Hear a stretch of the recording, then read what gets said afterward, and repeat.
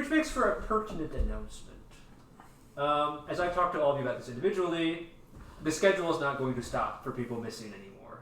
We will be playing something else, or we will be continuing without people. We have only so much time left before I have to move out. I still plan on playing with you guys online, if that's been the plan that we've had for so far. But consider this, I like hanging out with my friends in person, and it makes me sad when we can't do it every week. So if you're not going to show up, we're going to play without you, because there are more of us. Anyway. Fair enough. I don't believe anyone had any individual objections, but if you have any you'd like to raise, now is the time to do it. Very good. Okay. In the spirit of this change in philosophy, or rather a return to form, because it was what we did once in the long distant past, let us continue. Start the music.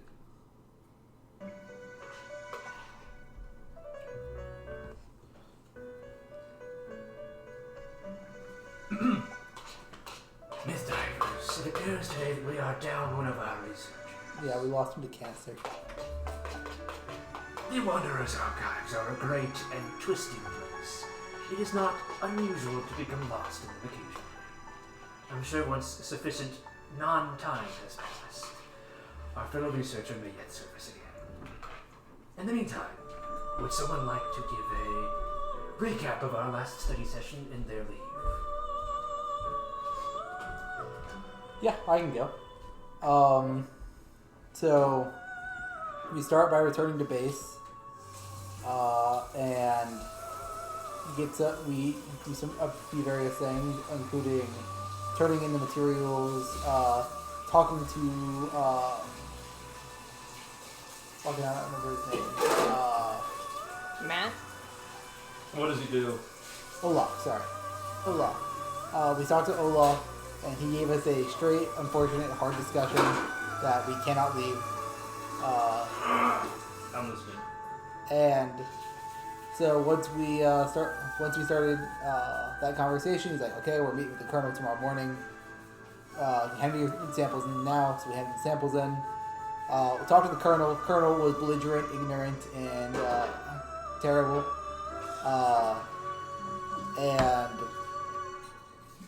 So it has been decided that we are hunting down and going to capture the McNichris. Did you really say euthanize? Yeah. We're going to hunt down and capture the McNichris. Also, I had unchained. Oliver had unchained the biologist, or the professor, but he has been subsequently rechained after word got to Olaf's ears that he had been unchained in the first place. He also had a regular guard who would have seen him in the morning anyway. But then otherwise, there's a lot more militant crew around with more traditional weaponry that is much more suited to fighting people than monsters. We were checking in with the professor when we heard someone going, "Nargacuga, Nargacuga, he's attacking!" Or something to that effect. I believe that our friend father was actually having a dream, and at the moment of his slumber being disturbed, the Basin was revealed to be under attack. Yeah. Attaque.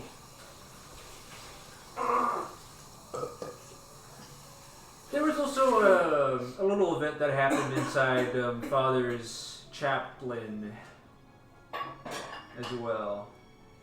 Oh, shit, that one girl Yeah, that one is girl. dying. Yes. Shit, what's her name? What does her name start with? Sharon? Shannon. Shannon! And what was happening to her specifically? Do you remember? She was like foaming at the, not foaming at the mouth. Sort of. It's secondary to what was happening. Shannon's always foaming at the mouth. Oh, she was having a seizure. There you go. And then something happened to you.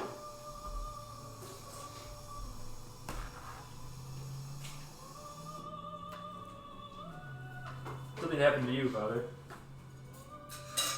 Oh, I started having the moment. He had a moment. Not a vision. I had like a break. He had an arc. An episode. In an episode. Yes. Okay. I think that's everything. And Ward helped me snap out of it by giving me alcohol? Something to that.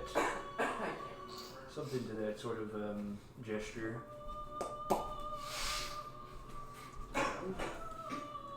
I believe that's about everything, Myth Divers. Shall we begin without any further ado? Si, senor. I didn't know that your interdimensional researcher was Spanish. He just speaks Spanish. The more you know. Yeah, he's just bilingual. He likes both girls and men? What? That's not what I said. That's what I heard. Alright. He does the thing, the dusty tome opens. Dust shoots everywhere. Every time. Well, you know. Actually, you don't know. Oh, okay. The curator closes his book and then looks at you all somewhat warily and says, "Perhaps in our fellow researcher's absence, it has come time to answer a few questions about the nature of our archives. If you have any burning thoughts in your mind, questions, concerns, or anything really." Why is the book always dusty? Excellent question, researcher. Tell me, in the space between worlds, does time flow? No? Yes, and no. Here in the archives, we experience something called untime. Imagine, if you would, the archives as a massive tributary, a series of streams converging and diverging, interweaving one over the other. This water leaking in from many different sources. This is untime. Times flow across the archives, meanders, wanders, and overall erodes, much like water does, each source belonging to one of our beloved individual myths. So yes, that is why the tome is dusty every time. Are there countable amounts of worlds and stories? Or is it infinite? It is both at the same time. Worlds exist in superposition. Sometimes they are there, sometimes they are not. In ever-changing finite sets, an infinite set of finite sets, you could say. Mm-hmm.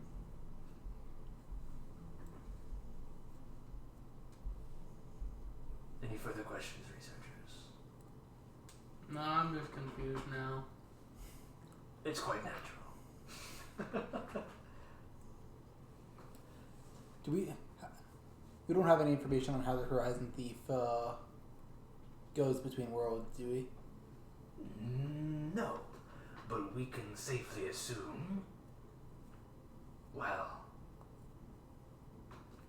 safely perhaps is the wrong word.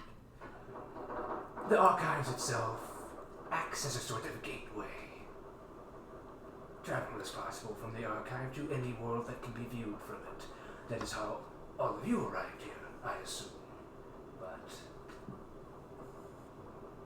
the question is then, if the Horizon Thief were to walk among us anonymously, traveling our long, venerated halls, searching for new worlds to prey upon, how would they yet return from those worlds? That is one of our mysteries. And is it also possible that... It's Amanda. I had a heart attack. I thought that was Brad. He's just one of Back from the dead? Was it dead, Brad? Did you clutch it out?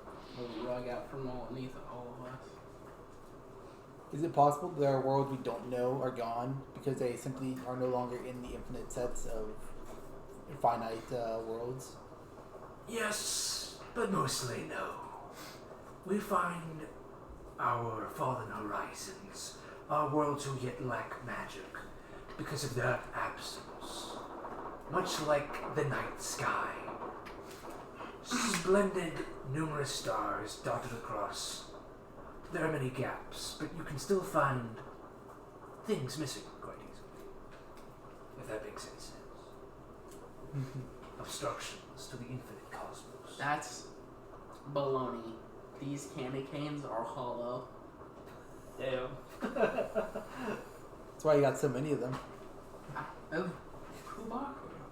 Womp womp. Any further questions, researchers? Wakima. Very productive. I have no doubt that you will have yet more questions as...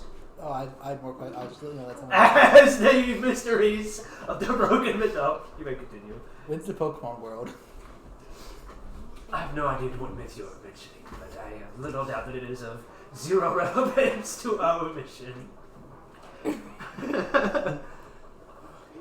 Anyway, unless you await any further answers, I recommend that we begin our session anew. Yes, researcher. Do you have a favorite world? To ask a curator to pick one amongst a multitude is to ask a parent to pick a favorite child. Yes. And we all know parents do have favorites. I That is a very known fact. One must learn to appreciate every myth in its individuality for what things are unique to it and only it. For each myth is fleeting, and that's what makes it beautiful.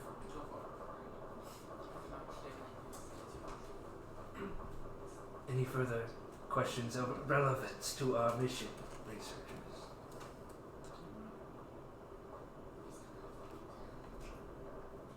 Well, I am certain that in the future, more questions may yet hatch upon your brain nests. He would not say that, that's weird. Your nest brains, which I'm putting my eggs into. I have no doubt that in the future, more questions may yet surface out of your deep consciousnesses. I've spoken too much. I've spoken too much, I must go. Let the gentle embrace of untime swaddle you as we once again revisit Cazadaan. I believe we were in the midst of a rather climactic moment. Where's my battle?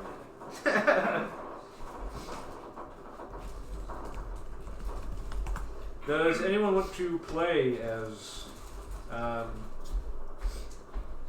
what's his name, Ward, or shall I have him be absent? Will we struggle if he's absent? I will. It'll be scaled down. I will scale it down. It has scaled abilities for 2 to 4 hunters. Well, most of the abilities are at 3, and so I just asked. Yeah. I thought I had one that was a 4 exclusive. I may have changed it.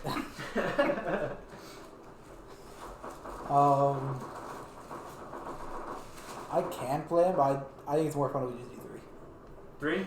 I'm fine with him not being Okay. there. You don't want him there? Do we want NPC stand-in for 4th party slot or no?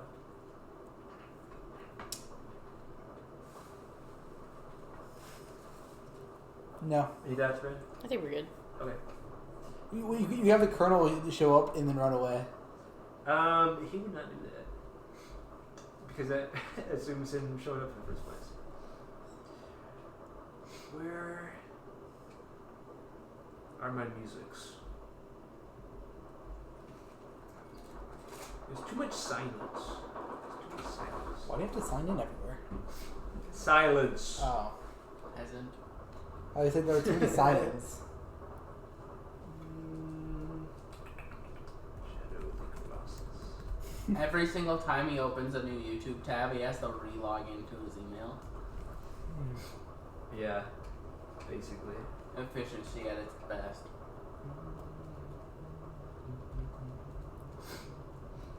Ugh. Alright. Get out of here! And no one has the dog anymore. Get that shit out of here. That leaves us with, I believe, Matthew Mercer, Walter White, and Totally Not Serious. Okay. Walter.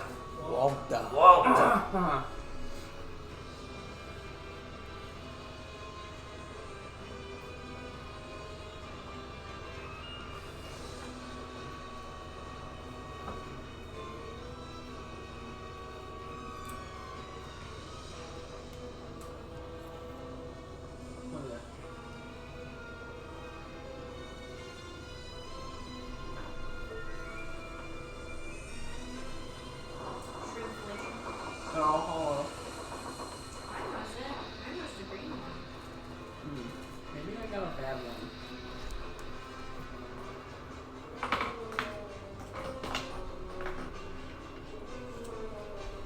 Okay. Peasant. Pissant. Glade. Father! You are awoken from a restless slumber, of whose events shall probably go unmentioned, because holy shit, don't want to talk about that, right? To hear the sound of screaming and shouting in the street outside your chaplain. I'm gonna walk outside. You walk outside. You are greeted by the all-engulfing sounds of chaos and bedlam. Oh. Something is streaking around the camp. Twin ruby dots peering at you out of the dark veil of the night, dancing around. You see many of the camp guards, including those brought by our good friend the Colonel, running around. Some of them panic, some of them composed, the majority of them trying to direct the chaos away. In the center of the thoroughfare, in between all of the camps and buildings and so on and so forth, you see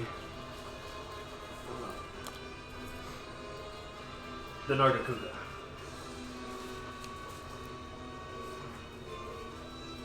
Remind me what this thing looks like. Hmm? Remind me what this thing looks like. Look at his laptop. It is like a panther with serpentine features.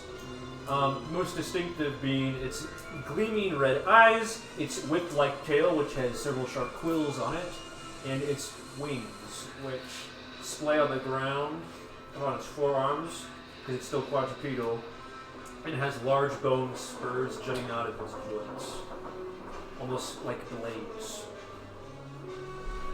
Oh no. In front of said Nargacuga, you can see the outline of a man, wielding a large weapon, a slab of iron, a great sword. Can I tell who it is? It's Xavier. And shockingly, he appears to be losing. You've seen Xavier fight before, Father, and normally he fights in a composed manner. His sword always standing between him and his opponent, both weapon and barrier, the two almost in lockstep, like two dance partners taking their turns to take the lead and take sway. But this time, Xavier's body language is read as reckless. He's throwing himself into the fight, not caring at all for his own safety. Adam is nowhere to be seen. Simultaneously to this moment, Reggie, you emerge from your workshop. Mm-hmm. Oliver, you emerge from finance headquarters. The sun is just about to set on the horizon. Reggie, when you awoke, all of your senses were sharp. All of your hair on end. Your instincts were telling you that something was wrong. And in a cold sweat, you feel like you can't really remember what was happening. You're waking in a sort of blind panic. There is a distinct flavor in your mouth. A warm, metallic tinge. Blood. Yes. You bit down on your tongue in your sleep. And as that red liquid seeps down your throat, you feel the grumbling fires almost awake with it. That ancient primordial hunger gripping the edge of your stomach with its icy cold claws. Thankfully, you managed to snap back. You're thinking perhaps it's a blessing that you do not remember what you were dreaming about.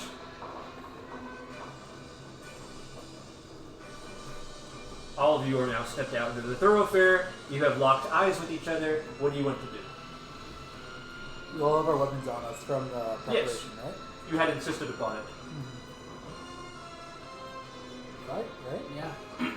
Don't really see much choice other than getting into it.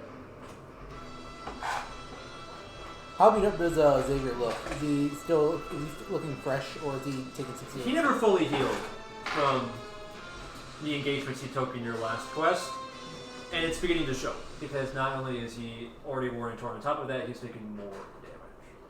He is in not like critical condition, but if you do not intervene, he's definitely going to get killed.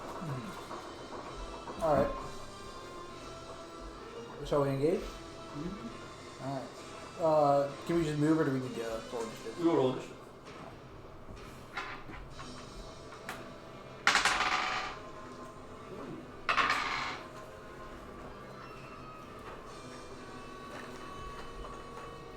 I need something a bit more.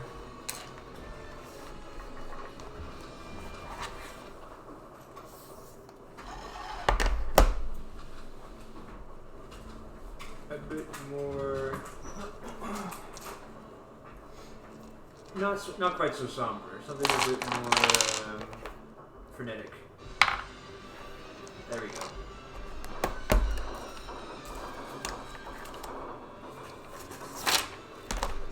Reggie. 6. 6. Yeah. Not the best rolls. Slow as fuck, boy. Oh, this is a new mark. I don't remember this being in blue. Oliver. 14. 14. Father? 30, 20. Dirty 20. Ah, damn.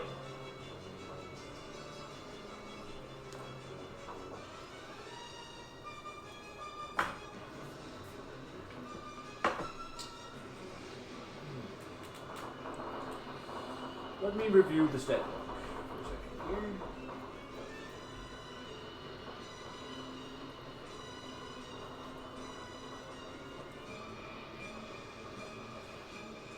Alright. Okay. How many turns is this supposed to get? Only 2.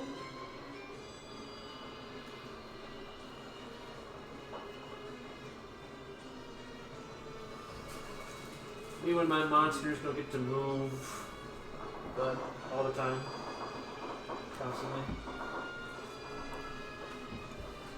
Okay. You reckon that you will probably have to intervene within the round, or bad things will happen to Xavier, because that is how tense the situation is. By intervene, I mean you just have to be there.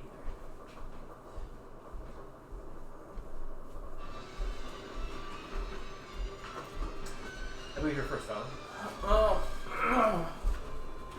I'm going to. Borrow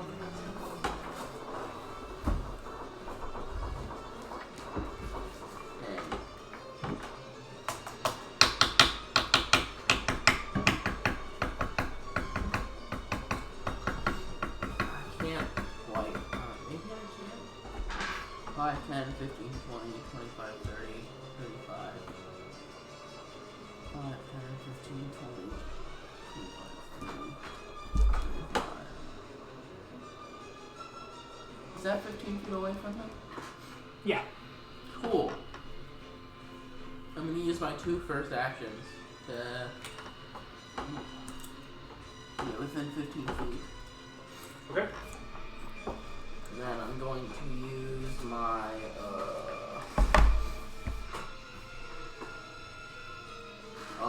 quick draw move sneak. Yes. To there. You're gonna stab him in the face. Good. This is a high part, so you do have disadvantage.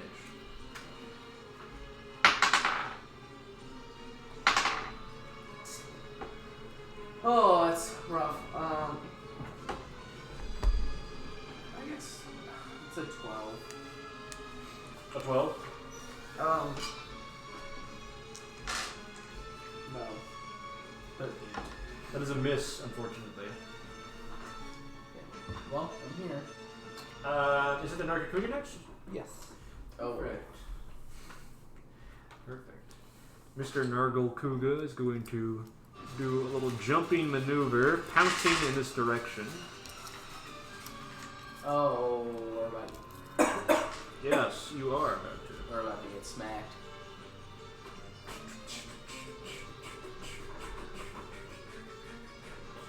I get one of these. Evasion token. Good. Oh, it's my nose. One of these. I can't believe. Right. Yes. Gale. That's Gale. Going to make an attack. Against Colcassin. Colin by his real name. Holy cow. I don't like that. That was a crit. Oh, man. Raw. After first roll. That's unbelievable. Yippee! No focus spent. Okay. So what this does, Cole, instead of taking damage, you take a serious wound.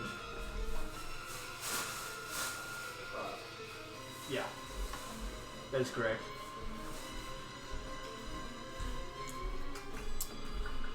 Wow, already one cart. Can't believe this guy. And then he's going to... going to do a little maneuvering here. He's going to attack Mr. Xavier.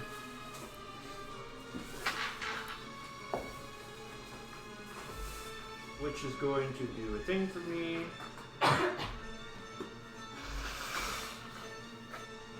And he's going to move away.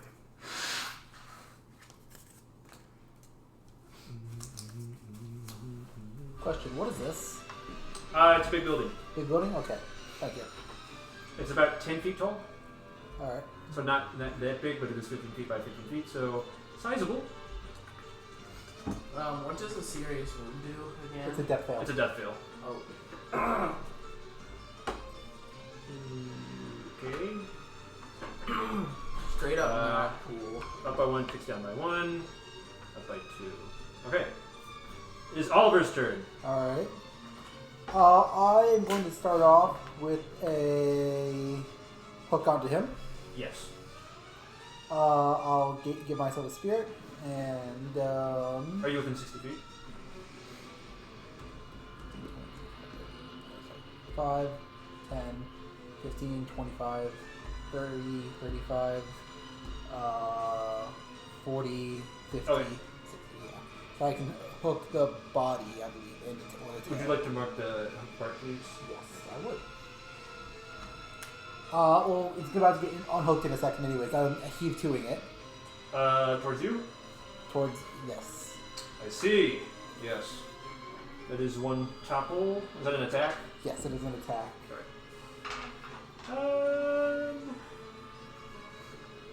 This is at disadvantage? It's a range attack. Ah, range attack,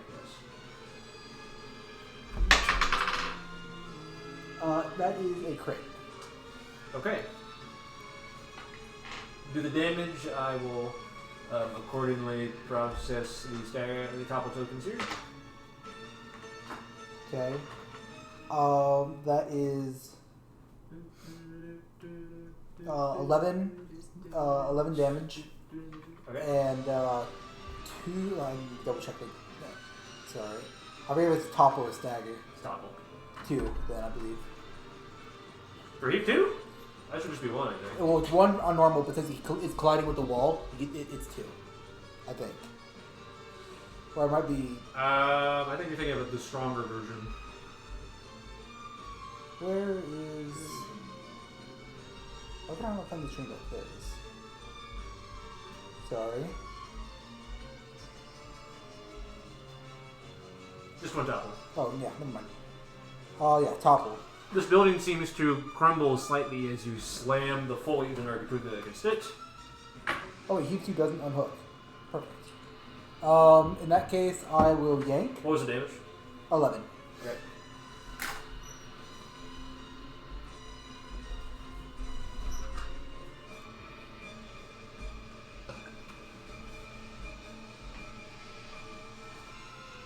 Yanking myself a extra gale.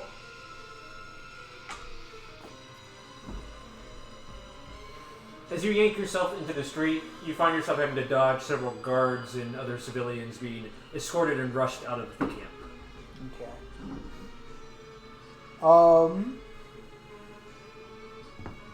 And then I will entangle.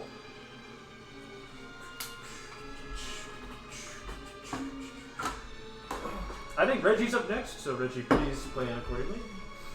Yes. How can I find entangle in this? Oh, it's still in. Oh wait, no, that got moved up to Gale 3, but I can entangle because I yanked anyways. Yeah, so Rage is down. Sorry. That is a dirty 20. I'm going to use 2 evasion.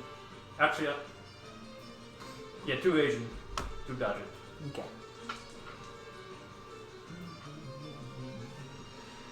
Is that your last action? I believe so. I keep fucking moving my dice off my sheet. I gotta get more used to it. The register? The cash register? Oh, over here. So this is a wall, right? Does that still unhook me if it misses? No. Okay. You are emerging from a building. So I'm here? Yeah. Okay. You're kind of having to shove your way through crowds that are fleeing the camp right now.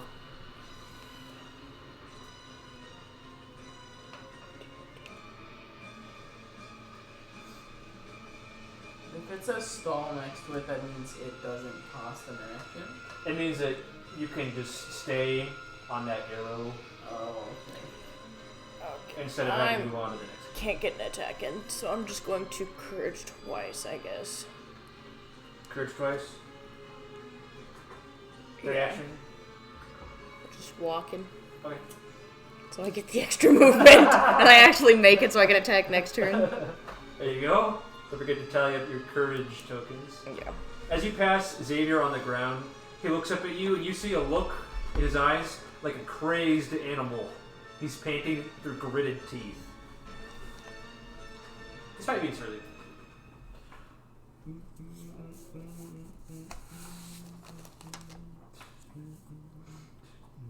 How I act when I got the infestation. Huh? We just said how I act when I got the infestation. Yes. And I immediately lose the power, right? So You lose 1 power. At the end I of only the turn. gained 1 power. So. Oh, damn. Hey, you gonna make power, you gotta lose power. Oh shit. Okay. Conveniently, since you're all standing in a cluster, the Nargacuga is going to use its dance token to move to the correct position, or it can hit all of you with one of its attacks. All of us? Those 3. Oh, I'm like, I thought I was standing a decent bit away, but if it's got a huge attack like that, then... We call this a 15 by 30 foot area attack. Ah. Does that hit the tower too? Yes. Hit the second tower. What is his attack bonus at this scale? Congratulations, Reggie, that dismissed you. That is going to hit Father and our poor friend Xavier, though. Okay. Father, that will strike you for a total of 18 damage, and you take 1 topple token. Xavier is going to also get messed up a little bit as well. That's the sense point.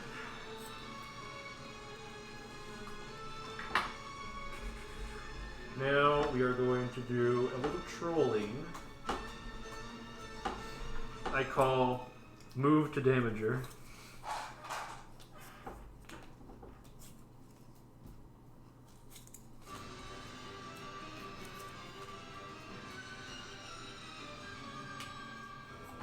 And attack him several times. Several times, down.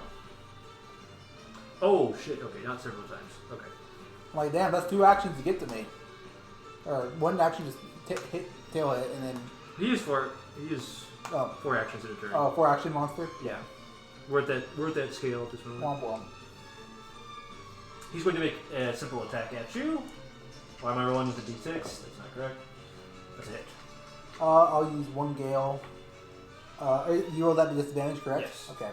Well, I'll convert 1 gale to an evasion, make that disadvantage a miss. Okay. He does gain a token from this. Where's my 3? There it is. And then he's going to take a 10-foot step in any direction. How long did that take?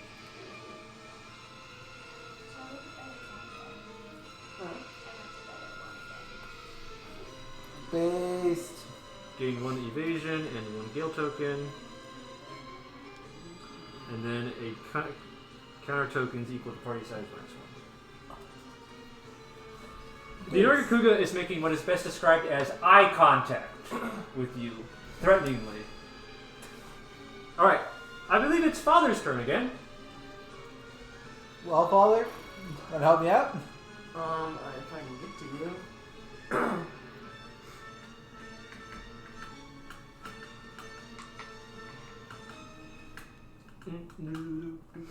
What does lunging thrust do? It lets you attack with reach. So I can move within 10 feet of its wing and stab it in the wing? If you could, yeah. Which I can. Which parts are high parts? The tail and the head. That's it. Okay, because I know the blue outline that they were high parts. That's supposed to mean they are, but I messed it up. And some of them are blue on accident. So, can you move me... Is that me? Ah, sorry, that's you. You're Walter White. Walter! 5, 10, 15, 20, 25, 30. Yeah, you move me 30, just straight towards it. Walter, put your long sword away, Walter. And then, moving doesn't interrupt the action, does it? Moving does. That's part of the puzzle, unfortunately. My name okay, is but Walter White. if I didn't sheath it, I can't quick draw, so I start from neutral, yeah? Yeah. I thought you know you should. No, if you move, if you move, you sheath again. Sheathing and quick and neutral the same now. Oh. Just for simplicity's sake. So anytime that your combo is disrupted, you can quick draw again. I see. Well, I have to. Can I? Okay, then I'm gonna quick draw and stab him in the torso. You're gonna attack him? Yeah. Thank you. He has counter tokens. Are you sure you want to do this? Don't look at me. It's up to you, man. You're the strategist, okay? I can ask. I'm not going to give you the answer. I can inquire. You remember how your counter tokens work, Cole, right? No, it's not. Anytime that an opponent leaves your attack range, misses an attack against you, or if you block their attack, you get to do any action of your choice against them. Oh, so your criteria is to figure out how to remove these tokens, or, well, maybe. how to get some work in without doing any of those things. I can't miss, get blocked, or leave his attack range. Yeah. Oh shit, wait, you guys don't have items, do you? No. Well, I do, I'm pretty sure. Or do we not? I thought we kept all gear. Yeah, Cole, let's say you guys kept all your gear. So, Cool. what did you have in your toolkit? A whetstone, an immune booster, and whatever old Scratch. I'm the only one here who can deal with it, But huh? old Scratch is gone. He does a good job once he's at attack. Yeah, what happened with the evasion tokens? What is he going to do about that? He's got focus. I don't have any attacks that get rid of. Good luck. Screw it. I'm just gonna quick draw and stab him in the torso. Base! Oh my god. Let's hope that you don't miss. You have disadvantage. Why do I have disadvantage? Because he has Gale Oh tokens. man, this is dumb.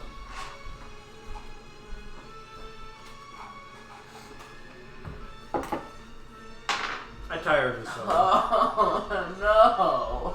What happened? L.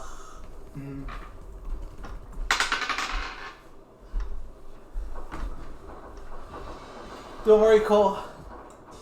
It happens. I rolled you. I rolled 2 threes. What? Oh, Cole. Cole, my dear boy. Me when I get hit because of Cole's actions. Alright. Freeze frame. Use attack and miss. A second action, correct? Yeah. Nargacuga is going to jump attack you, moving to his full movement up to this side. Thank you. I thought I was about to be punished with a fucking tail swipe on his miss. Once again, facing our good dear friend Reginald. Once again, attacking this building. Let's see if he hits you. That's What? a miss. What is this building's function? How important is it to the town? It's just a shed. Okay. Down one counter token. With several orphans. Would you look at that, Father? He's still in your attack range. Hit him again. Do it. Do it. Do it. Do it. Do it. Fall for it. Hit it again. There's a correct move here. Do it. Hit him I again. feel like hit him it's again. not Hit him me. again. Hit him again. Hit him again. Hit him again, man. I promise it'll work this time. I don't even know what I can do. If you hit him again, he only gets 5 actions next turn. Use attack. That means you can do what now? I could go to Fade Slash, London Thrust, or String Slash, or I can shoot. Do you remember what all those do? Can I sheath from Quick Draw? Yes. Yes. Any attack. Do you remember what all those do? Power Sheath gives me Power and Gale equal to the String Slash minus 1. Yeah. Well, that's Foresight sheet, actually. Power gives you power equal to -1. Foresight gives you power and evasion equal to number. Quick sheath gives you one of each. I thought I gave him counter evasion. Counter evasion, sorry. Counter evasion equal to number. Quick sheath gives you one of each. Spirit slash is a retreating attack that gives you your action back. Fade slashes, not with spirit slash. I said fade slash. You said spirit. I said fade. And because there's no spirit slash in the tree. You said spirit. I said fade. What did I say, Cole? You said this spade? Spear? I said spade. Yeah. Okay. It's a fade. Fade slash is a retreating attack that gives you your action back, and then your string combo. You already know that with that. So I think the only one I can do here that's going to give me anything is Quick Sheath. True. Or you could risk another attack in and then quick sheet after that. With fade slash. I really don't want to get hit again. It's a retreating attack. It'd be really Will funny. That remove you from attack range. It'd be really funny. To do Fade Slash? Yeah. Yeah. You move 15 feet away as part of the attack. Is that enough to save you? That's the question. Sure, I'll try it. What is his next attack? Sorry, Xavier. Maybe. Okay. You should apologize for that one. Oh, is that who's in front of him? Yeah. No, that's Reggie. Yeah, that one. Yeah, I that's said. why he said Oh. I should apologize to Reggie. Do I have disadvantage? Yes. Mother trucking son of a biscuit. Yippee! Ah! Okay, let me count this up. So that is Why did I give this guy so much gale? 18. I'll have to reduce that a little bit. That hits. Ah! You were afraid of me. Go ahead and roll damage, Cole. Uh, Why did I give this guy so much? Actually, this is balanced if you consider, Items. yeah, if you consider standard status inflicts. Yeah. It's just that I started you guys all halfway across the map, and you're down after. You got that game? Where is it? Right by your. Yes. 8. 8 damage to the tail. Oh, are you counting that? That was an 8, wasn't it? Yeah. Oh, that works. That would be 8 plus 8 plus number. 4, 12. Okay, where do you want to move? That's the most important thing here. 15 feet. That is away. 15 feet backwards. Yes. As dictated per the tree, Nargacuga spends his last counter token to simply approach you. Oh, what? Bro. This is a good thing for you, maybe. Or a bad thing. We'll find out. Alright. Do the right move. What do you mean do the right move? You get your action back, remember? Oh. As part of Fade Slash. He does in the process gain some more tank, though. Should I... Would Comes with the territory. lunging thrusting him in the face be a good idea? Potentially, yeah. Because then I won't have disadvantage, right? Cole, you're cooking! You're cooking, Cole. You're cooking. Okay, cool. I'm gonna lunge thrust his face. Why are you laughing? Wrong cook. He's working. He's working. Okay. Is that not what I... If you're very lucky here, it's good. It's very good if you're very lucky 4 times in a row. My dice hate me. What'd you roll? A 10. A 10 plus. No, It's a 10. What? I rolled a 2. Oh my god! Damn! I don't even have to spend evasion on that. Poor guy. You need some better dice, Dude, I know! I can never use these dice again! You fucker! Oh damn. I'm gonna have Amanda roll my dice now.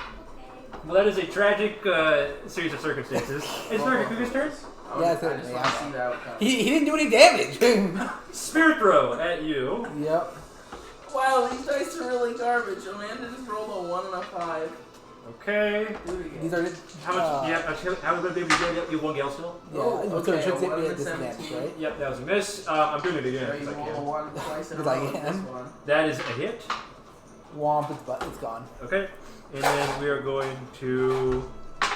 I'm gonna take my first damage of the campaign to you, Cole. Can't believe You're you're welcome. We're gonna move over here.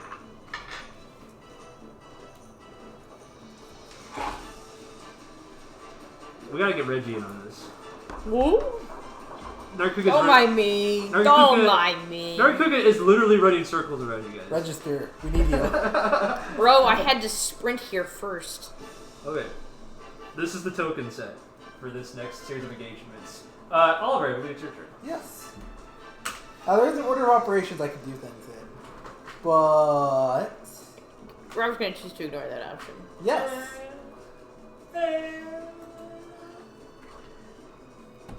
Let me double check this. Am I gonna get away with this again? This is the real question. Oh, I forgot to give him his dance token. Sorry. He's got 1 dance. Nargacuga loves to dance. Did you know that? He loves to dance. Kind of gay, bro. He loves to dance. Okay. Do I make the team play here? Yes! Well, if I do it, I'll have no defense. They're getting, he does not have dance. Sorry. They're getting obliterated out there, man. He's literally running circles around Father. Alright. Even though Father expertly handled that tactical engagement. Reggie, I need you to promise me you'll follow up on this. He's also cute. What do you want me to do? So, like, running circles around a small creature probably isn't that hard. I need you to stagger It's this like fucker, a- because I'm going to use a Split Flare Great 3 times. Dane You running did live 3 times! I can do that. Perfect. That looks like this now. Oh wait, are we Great Dane running flinging or around just like a flaring? Flinging. Flinging. Well, flinging always makes, it still always works, right? I think flinging makes it an attack. Oh, yeah. Does it still always work? No, or- because it's. Then I'll make it always work. No, I'm not flinging. I'm making the tokens look Oh, like this, okay. and we're putting 3 stagger on now. Not the big one. Oh boy. Tucker's the fast one? Yeah, one of those running laps around the full run. Reggie, I believe it's your turn. Your last move was Courage 2, right? Yes. Okay, so remind me, Focus is the one where I reroll. Yes. Focus. Here's another important nuance. Focus directly cancels out evasion as well. Do you know his threshold? It's 4. 4? 5 for top. I'm just like, Oh, I should not have told you that. Sorry. I'm trying.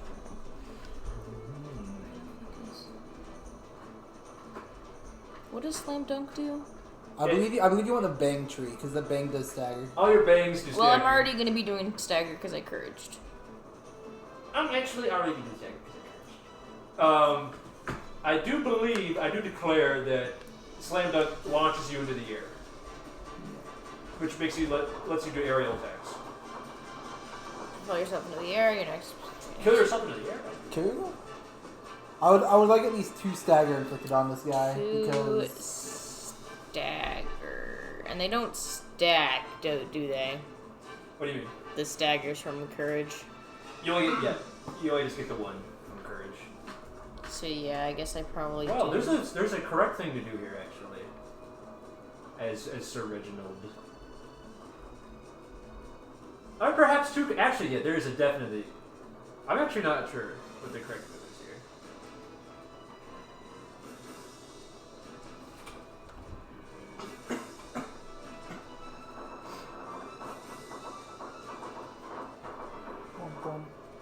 boom, boom.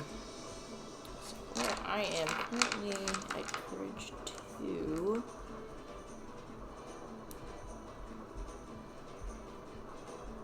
I think I will courage 3. No. Well, yes, courage 3, which gives me another focus and Yes. 1 power. Yes. Don't say that to me. Yes. And then I'll go to Bang 2. Yes! Yes. And then I'll go to Big Bang. Yes! Yes. Okay, where are we going? I get what, 15 feet? Yeah. So I guess that means I can go 5, 10, 15. I can't make it to the head. Not quite close enough. So hit the wing. All right. Hit the wang. Hit the wang. Roll So- a hit. This does have disadvantage from our Monsieur Nargacuga having Gale. Oh, I'll re-roll that. Nah. 15. 15. I'm going to play an evasion. So either play another focus or roll with disadvantage. So I have to roll again. Yeah. You need to focus to cancel it out and just not have to roll again at all, though. So I am hitting right now. You were. I played an evasion. Now you have to play a focus or roll a disadvantage again. I just burned the focus. Yeah, I'll just burn the focus. Okay. Take it. Roll a hit. I'm sorry. I mean, roll damage. You just hit.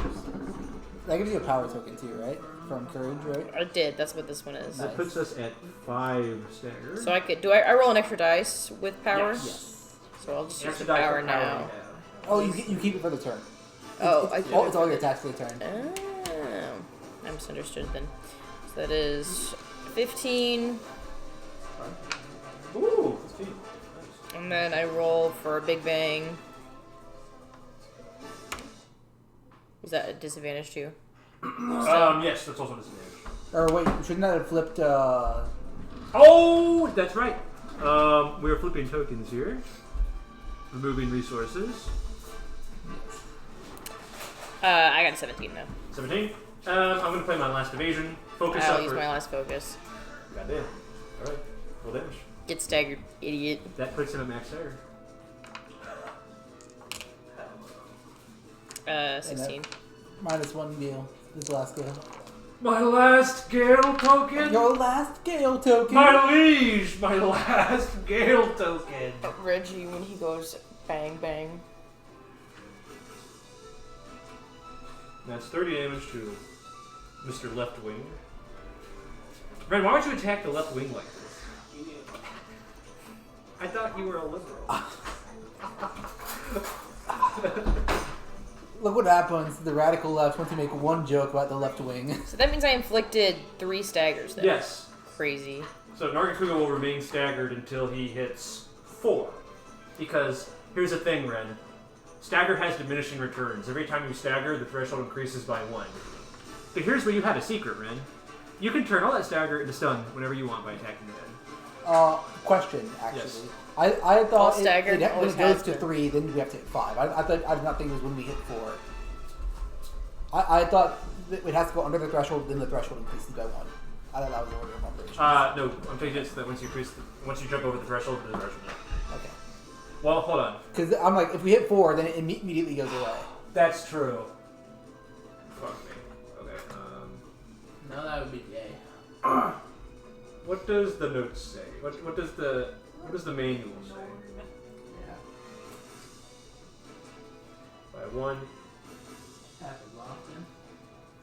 By 1.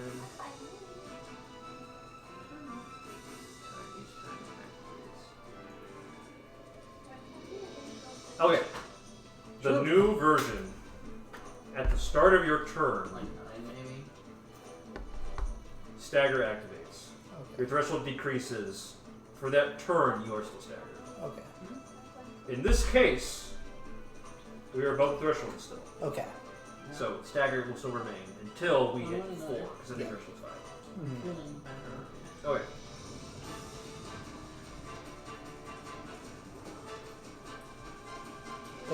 If he starts staggered again, if he starts staggered next turn, it's still 5 until he goes under, then we break it again. Yeah, Okay. pretty much. So we have to maintain. I'm assuming what you said was correct. I was reading. All right.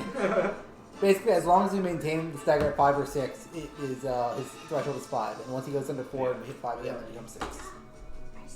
Yes, that's correct. I need to integrate that directly in the text because that is in a different location than where it should be. Okay.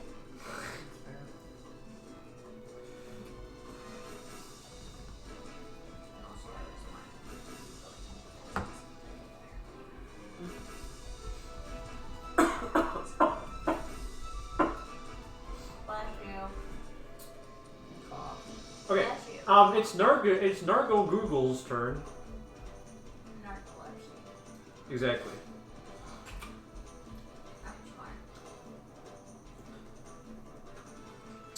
Oh dear. Look at all these people within a... Ooh, I have to select one person within my 15 by 30 foot attack range. Damn, that's hard. You could use that line. He doesn't have dance smoke. He doesn't get it. He doesn't have a chance to move. Well, how will he move? Okay, here's the plan. You, Reggie, you're getting attacked. Mm-hmm. I'm going to hit you. That is a hit. You are taking damage now. That is 19 damage, and you are inflicted with 1 topple. Ish. Okay.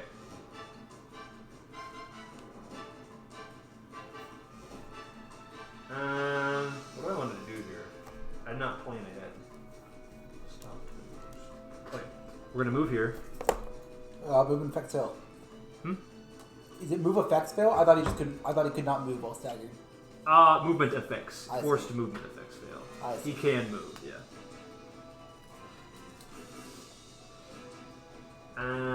That would be crazy strong. What does that say? It just says movement effects fail. That should be forced.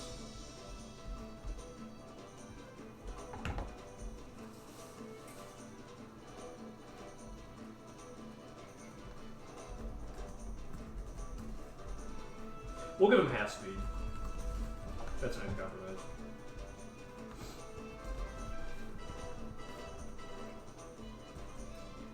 Is this the first time Stagger has actually been activated? No. Okay. But against it's the first time it's been activated against such a movement heavy guy.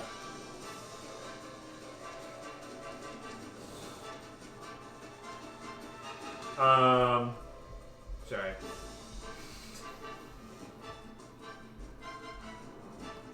This is not supposed to take so long. I promise if you know what you're doing, it's faster, guys. I promise, I promise. We're attacking Reggie again. Like so. Wait, so why do you move in front of me then? Because his tree told him I was about to have my teeth knocked in. to. Okay.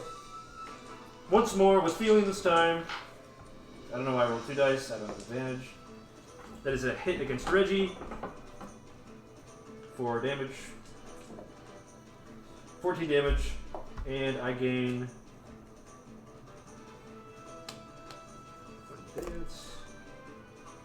That's gone immediately. Okay. Father, it is your turn. Ugh, I'm so far away. Surely Father can inflict a stagger. 1 stagger. Father, surely you can inflict 1 stagger. Father looking for 1 stagger within his... So here's the thing, I would be able to inflict 1 stagger next turn.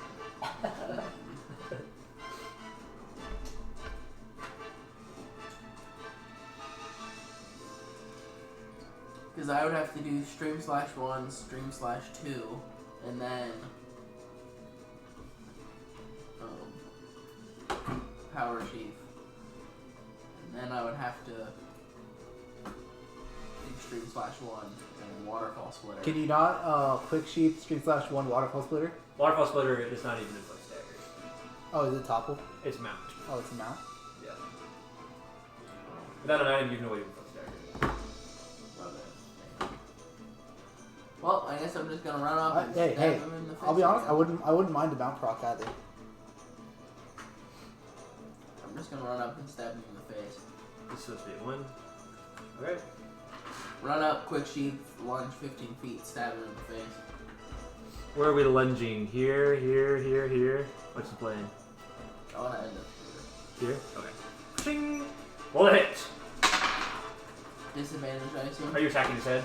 Yes. No, it's not. It's not. It's neutral. Why? Oh, never mind. It's said. It is. You attacking the head? Yeah. Okay. You It's decide 20. that he's going to cost 1 evasion for miss. Third action.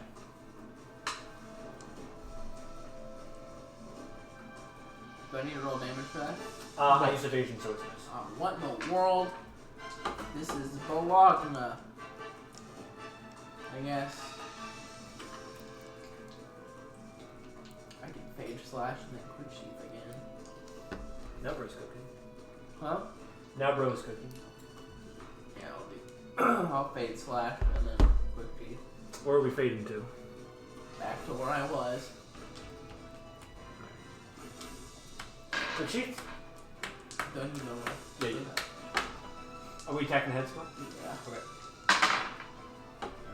Ugh, 11. That is a miss, unfortunately. Damn. Unfortunate. And then I get another 2. Or did that tick down? Because I had 2. You do not. It does not do that. Quick sheet gives you 1 evasion, 1 counter. Oh. So I meant 2 evasion. Yeah, it should be a 2 evasion, 2 counter. Okay. Father, as you fade away from the fray momentarily to sheath your weapon and regain your focus, you catch the eye of someone in the crowd. It appears to be the professor, being escorted by guards despite the fact that he's still in chains. He's looking desperately at you and he's mouthing something. It's a hallucination. Make a perception check. It's another hallucination caused by the infestation. Don't believe flies. Stop that. Oh boy. That is a 24. You can't hear what he's saying, but you've been in many situations before, in many a dire situation where nonverbal communication was necessary, almost as if you were still in the trenches. You can read his lips. He's saying, "The eye for the cure. Get the eye for the cure." Oh, we need to stab its eye out. All right, it's Nargacuga's turn. There's no eye in Then what? here. Don't worry, I got you. Thanks. You got it. There's no eye in here. You know what? It's okay, Cole. There is an eye in medication, though. Nargacuga Thanks, Robert. Or just medicine? is going to snarl. No! Aha! The stagger number is at 4 now. I will put them back up to 6 in instant. Do not think I won't. He's going to use Sweeping Blade. That's an area attack against everyone within reach of all parts, which will attack Reggie and Haha, not in reach. Xavier. Xavier actually would have been okay. Figures out. Yeah. In a moment where none of you were paying attention, Xavier was grabbed by several guards and dragged out of the throat. Wow, that's a critical miss. You've got to be fucking kidding me! Yippee! I Fortnite dance. Why did I not use my Teabag dance for on that? the Nargacuga. Whatever. We're going to do a little dancing here. I thought he couldn't dance. He had 1 dance token. He was allowed to dance once. So this is his third action. We're going to dance over here. And they said cats can't dance. And we're going to make an attack against Reggie. Because fuck you, that's why. You'll be kidding me. Nothing on this. Okay, Oliver, it's your turn. Alright. Stagger should go down. You said cats can't dance. I have a very difficult choice to make here.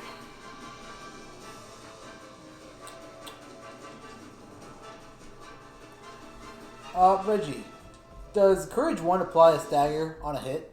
Yes. I think you could probably hit the head and stun him with Courage 1 Bang 1.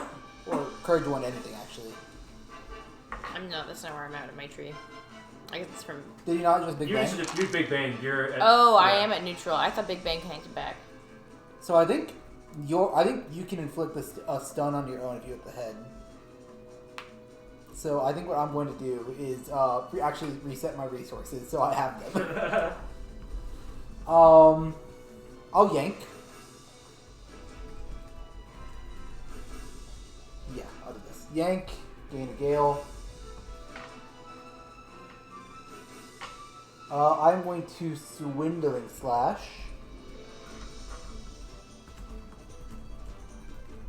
Where are we attacking? Head, but this is at neutral because this has a mountain token attached to it from yank. Actually, this was supposed to be. Alright. There we go.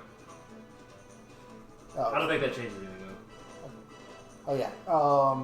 That is a 18 to hit. Higher. Damn. Okay. Alright, that is 13 damage. To The head. okay. And then I will.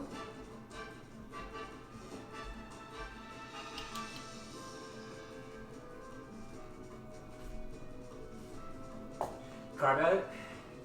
What do I want to do here?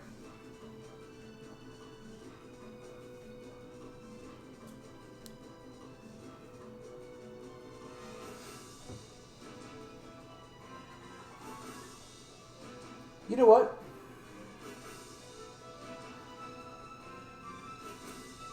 Fuck it, I'm pilfering his gale. No!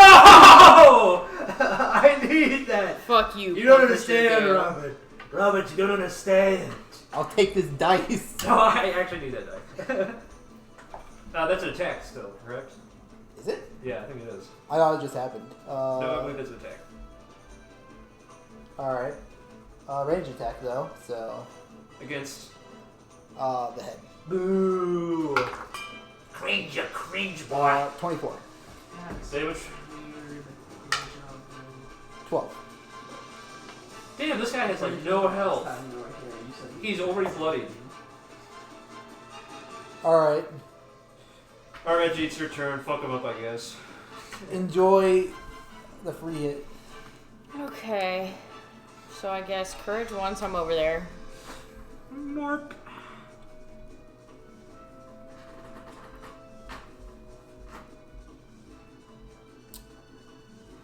I probably should have given you a spirit. Oh well, it's fine. Spirit you. Spirit would have allowed the biggest bang, but it's fine. Yeah, I need to actually generate gale for myself to That was a Brad moment.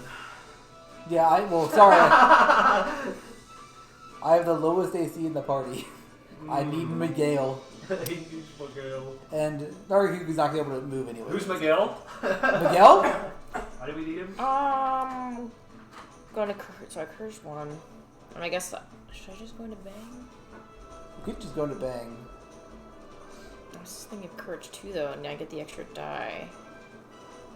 I bang mean, you 2. get the extra die if you bang It's one, bang equivalent. two. Because one extra. Well, but then I have to make 2 hits versus 1 hit. You're And I statistically get a power. You're statistically more likely to hit 2 attacks than you are to hit 1 attack. And you get a focus on courage one, right? Yeah. So yeah, you're almost certain you're going to hit the first attack, and then it'll stun him, which does not make it. Yeah, okay, I guess courage 1, bang 1, so nervous. The hit. Yeah. Oh wait, 15? That just hits. Congratulations. 15 damage. Oh, my stagger becomes stunned. Bang 2. That's 5, but Oh not 4. man. That was a bad Uh, roll. Bang 1 inflicts top. Oh, it does? Oh. Yeah. I thought it did stagger. Never mind. Sorry. Well, it inflicts stagger because of courage 1. Yeah, which I counted. Yeah. Don't worry. I thought we inflicted 2. Don't let stagger. the backseater convince you. Yeah. I know. Bro's trying to play my game for me. And then what was your second action there? Bang 2. Perfect. And did you hit? No, but I'm gonna use my focus that I actually put down. Okay. Yeah, that's a Sorry, hit. man. I thought Gabe was robbing you of a status inflicts. That does hit. Oh yeah, it hella hits. 15 damage again. Yeah. Damn! Gamer. Goated with the sauce right now. That hit's Reggie's surely going close to breaking. Reggie, it's lined up. You see it in your mind's eye. A bing, a bam, a bam there. You wield the hammer with the full force. I make sure to not to hit its eyes! Eyes attacked! Yeah, he like hit its underside. It's like pop its eyes out like a cartoon. Falls right in my palm. What you do can only be described as heroically horrific, because you proceed to walk up, hit it in the head with your hammer. It basically goes unconscious very briefly, allowing you to wedge the pommel of your hammer handle into its eye socket, where you plant your foot with a great heave, using the hammer as a lever. Splat! Its eyeball shoots out like a wet, bloody comet. Damn. You gonna leave bro hanging? Oh, you gotta complete the stitch. Yes, sorry, I was counting. You were gonna make me lose count. Okay. Welcome to Stagger. Stun. Welcome to Stun. It has only 2 actions it can take for the foreseeable future. And there to piss and cry. If I'm lucky, one of them. Is it his big area? It's the line area. You know, we make do. 15 by 30. Yeah. We're gonna do a little moving away.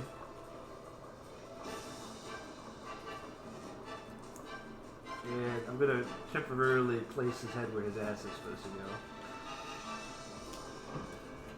You don't need to revert. He's gonna move again in a second. You don't need to. He doesn't actually. I'm moving him and then attacking. This is where he's ending up. I see.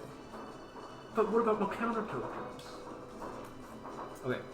Cole, you got evasion counter up set up, right? Yeah. Oh, you're gonna love this. This is attacking both of you actually. He can surely make a line.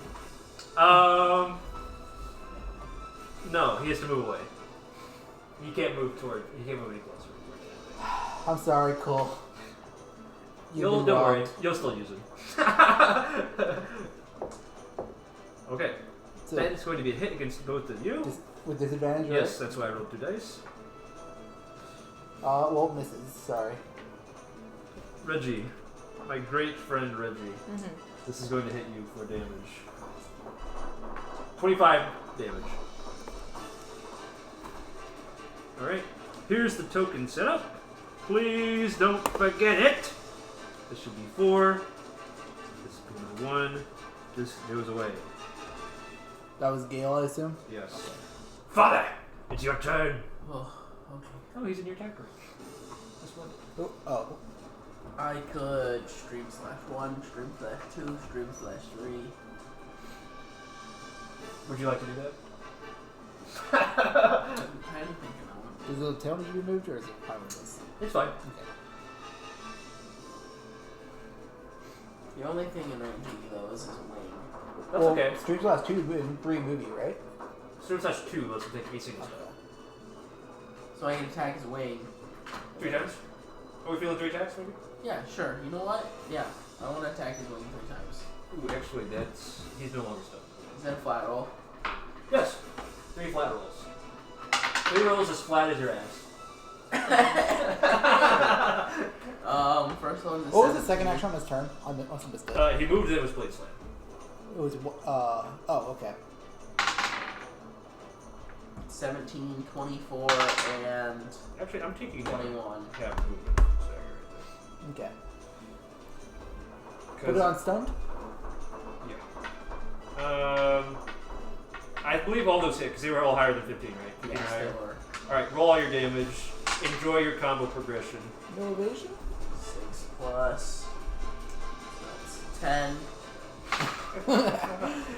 You're robbing too much 21. tonight. None of those are stagger. None of those are stats attacks. So Plus 12 is 34. Congratulations! You have reduced him to negative HP. What's that? He's going to start trying to flee. Actually, I believe on his next turn he will. Does stun threshold increase work the same way as stagger? Yes. We got his eyeball though, yeah? Yeah. Okay, we're good. That's game. Congratulations. The Nargacuga, with a piercing, shrill, panther-like, reels its head back. Red eyes gleam at you. Many wounds in its body glistening with blood in the dim torchlight inside the camp. Like the wind itself, Nargacuga glides away. Actually, Father, you can fit in one more attack with a counter token if you so desire. With a round slash. Cut its wing. Give the part break on the wing. Which would you? Would you like to get that last attack in? Yeah. Roll a hit, because this actually matters. Wait, you could also do the waterfall splitter and convert all your tokens to mount. That keeps him in combat. You want to do that? We kill him. We could totally kill him. It would be... Okay. Do you want to let him go, or do you want to try and kill him? I want to try to kill him. Okay. This man has been haunting my dreams. I forgot about that. That's true. I want him dead. Okay, so Cole, all of this hinges on Waterfall Splitter, which is why I saved this evasion token. So, I need you to roll to hit. I hate everything. That's 13. That's 13? That's a miss. I'm sorry. Does it not have any kind of disadvantage for missing an eye? I'm just saying. I'm not just the kind saying. of... His AC is reduced by 1 from that missing an eye. He can't dodge with his dexterity. Cole, I'm giving you advantage for coolness bonus. I'm gonna roll a 2. What That's is it? 14. That's 14. Damn. Give him triple advantage. His AC is 14. Oh, so that's a hit? Well, he's amazing. I'm gonna need you to re-roll. Ugh. Equal or higher. Here comes the 3. What is it? A 3. No! A 4, a 5, and a 3. Oh, I'm sorry. Oh, I'm sorry. I should not have laughed that hard. I'm Dude, sorry. it's all of my dice. You gotta get new dice. Alright, He's got the bad dice. look at this. Look at this. Look at this. They're making fun of you. I'm gonna Oh, Cole, I'm so sorry. Oh, I should not have called that roll. There's a natural 20. Cole, they're mocking you. Yeah, there they are. Oh, this is so frustrating. I just have bad luck. I don't know what Here. it is.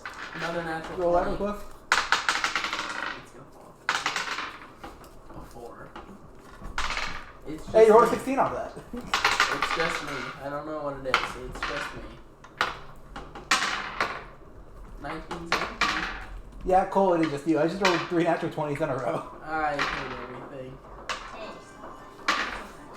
Cole, Cole, yeah, I'm addressing Cole directly. Cole, you failure. You watch as the Nargacuga makes one last, Single-eyed glare. scorching glare at you. Stop. Smolder. that. He smolders at you. He makes one last glare at you, whose expression is deep and unreadable. You feel some kind of kindred sort of spirit pass between you, but you don't know if it's for good or for ill. Surely an ominous sign. The Nargacuga flees back into the night. Its dark coat helping, kind of camouflaging against the night horizon. Father is going to throw his sword at it and just start yelling. Like an old guy who gets off the lawn? Yeah. He is very, very, very upset about this. He is very unhappy.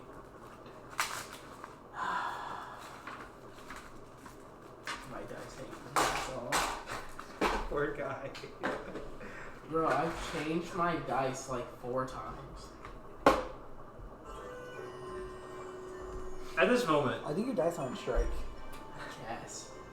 Lord emerges from one of the buildings, bleary-eyed, rubbing his eyes, and he goes, "What's going on?" What'd I miss? What I miss? Uh-oh, EP.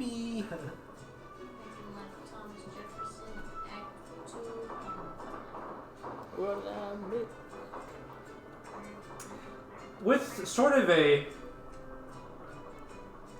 chill running down the back of your necks, Oliver and Reggie, you turn around towards the gate at the end of the thoroughfare, where you see Olaf and the Colonel both have their respective weapons, basically a cannon and a large, heavy crossbow aimed at your location. Then with a sigh of relief, you come across the realization that you hope they were pointing it at the Nargacuga and not at you. Never know the Colonel. As a second that lasts too long finally rolls by, they lower their weapons, and everyone collectively heaves a sigh of relief. Thankfully, nothing major seems to be damaged. A couple of buildings were trampled. One of the storage sheds in the center of the street seems to have been used as a battering ram by somebody. Curious. It was once, and then Nargacuga decided to hate it after. And Nargacuga did all the damage to it. Curious. All the grain that has been stored inside has sort of spilled out like water into the street, and there are now birds sort of pecking away at it. But you all kind of think this is a good sign, maybe. So hungry. So hungry. Both Father and Reggie, you feel sort of tension leave your body as the Nargacuga flees. What a stressful situation. Or perhaps something more. Is Xavier in sight? Xavier has been huddled off to the Sanatorium? to the professor's hut, which it seems he is also being escorted back to in chains, unfortunately. Rough. He's making intense eye contact with all of you. You want to bring that out to him? Yeah. Yeah. I'll guess. I suppose. I'll bring it over to the professor. Yes, finally! The last thing I've been waiting for. With a culture as strong as this from the specimens that has survived as long as the Nargacuga, surely we can cultivate a sample that can be experimented on. I thought we needed a mushroom too. You guys got that from a little downtime activity, if you recall. From a little downtime activity. They'll tell you you didn't get the mysterious mushroom. Other people will tell you. Yeah. We have the best rooms. Yeah. We have the best shrooms of any outpost. Kamala will tell you, we get the best rooms around, but she doesn't mean it, she's lying. Other people will tell you, we have the best mushrooms around. Why would Kamala tell us we have the best shrooms? I don't know, She's he lying. would just say some shit like that, okay? That's what the Colonel sounds like. The Nargacuga's out here, eating the cats and the dogs. The cats and the dogs. We don't like that. China wants to tell Eating you. our men and our women. China wants to tell you that it's okay for Nargacugas to eat cats and dogs, but it's not. He's so brave for saying that. Thank you, Colonel. Okay. All research for the med bay has been submitted. Construction henceforth begins on the next morrow, but I think there are more pressing matters for y'all to attend to right now. What would you like to do?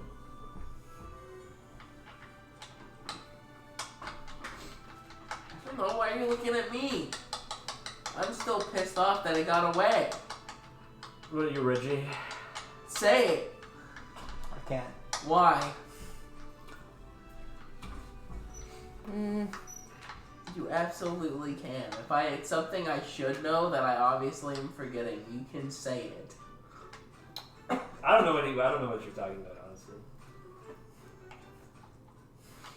I'm so confused. I don't know. What is there to do? Well, I mean, a monster just attacked the camp. Do you want to talk to your handler about it, maybe? Yeah. Yeah, I should probably join you. Talking to Olaf. Oh yeah, Olaf. I couldn't remember if it was Olaf or if it had gotten changed back to that one girl. Daisy. Daisy? Daisy, yeah. You say that with a lot of venom. She was not my favorite. What'd she do? Just annoying. Yeah. See what I Very mean now? obviously did It was- not want to talk to us. Hey guys, it's me, Daisy, your handler. That sounds like me when I'm in Charles. She very obviously did not want to interact with us, but was being forced to interact with us because it's her job. Well, you know what? At least she doesn't get people telling her that she should move the handicap parking spots in the driveway or parking lot.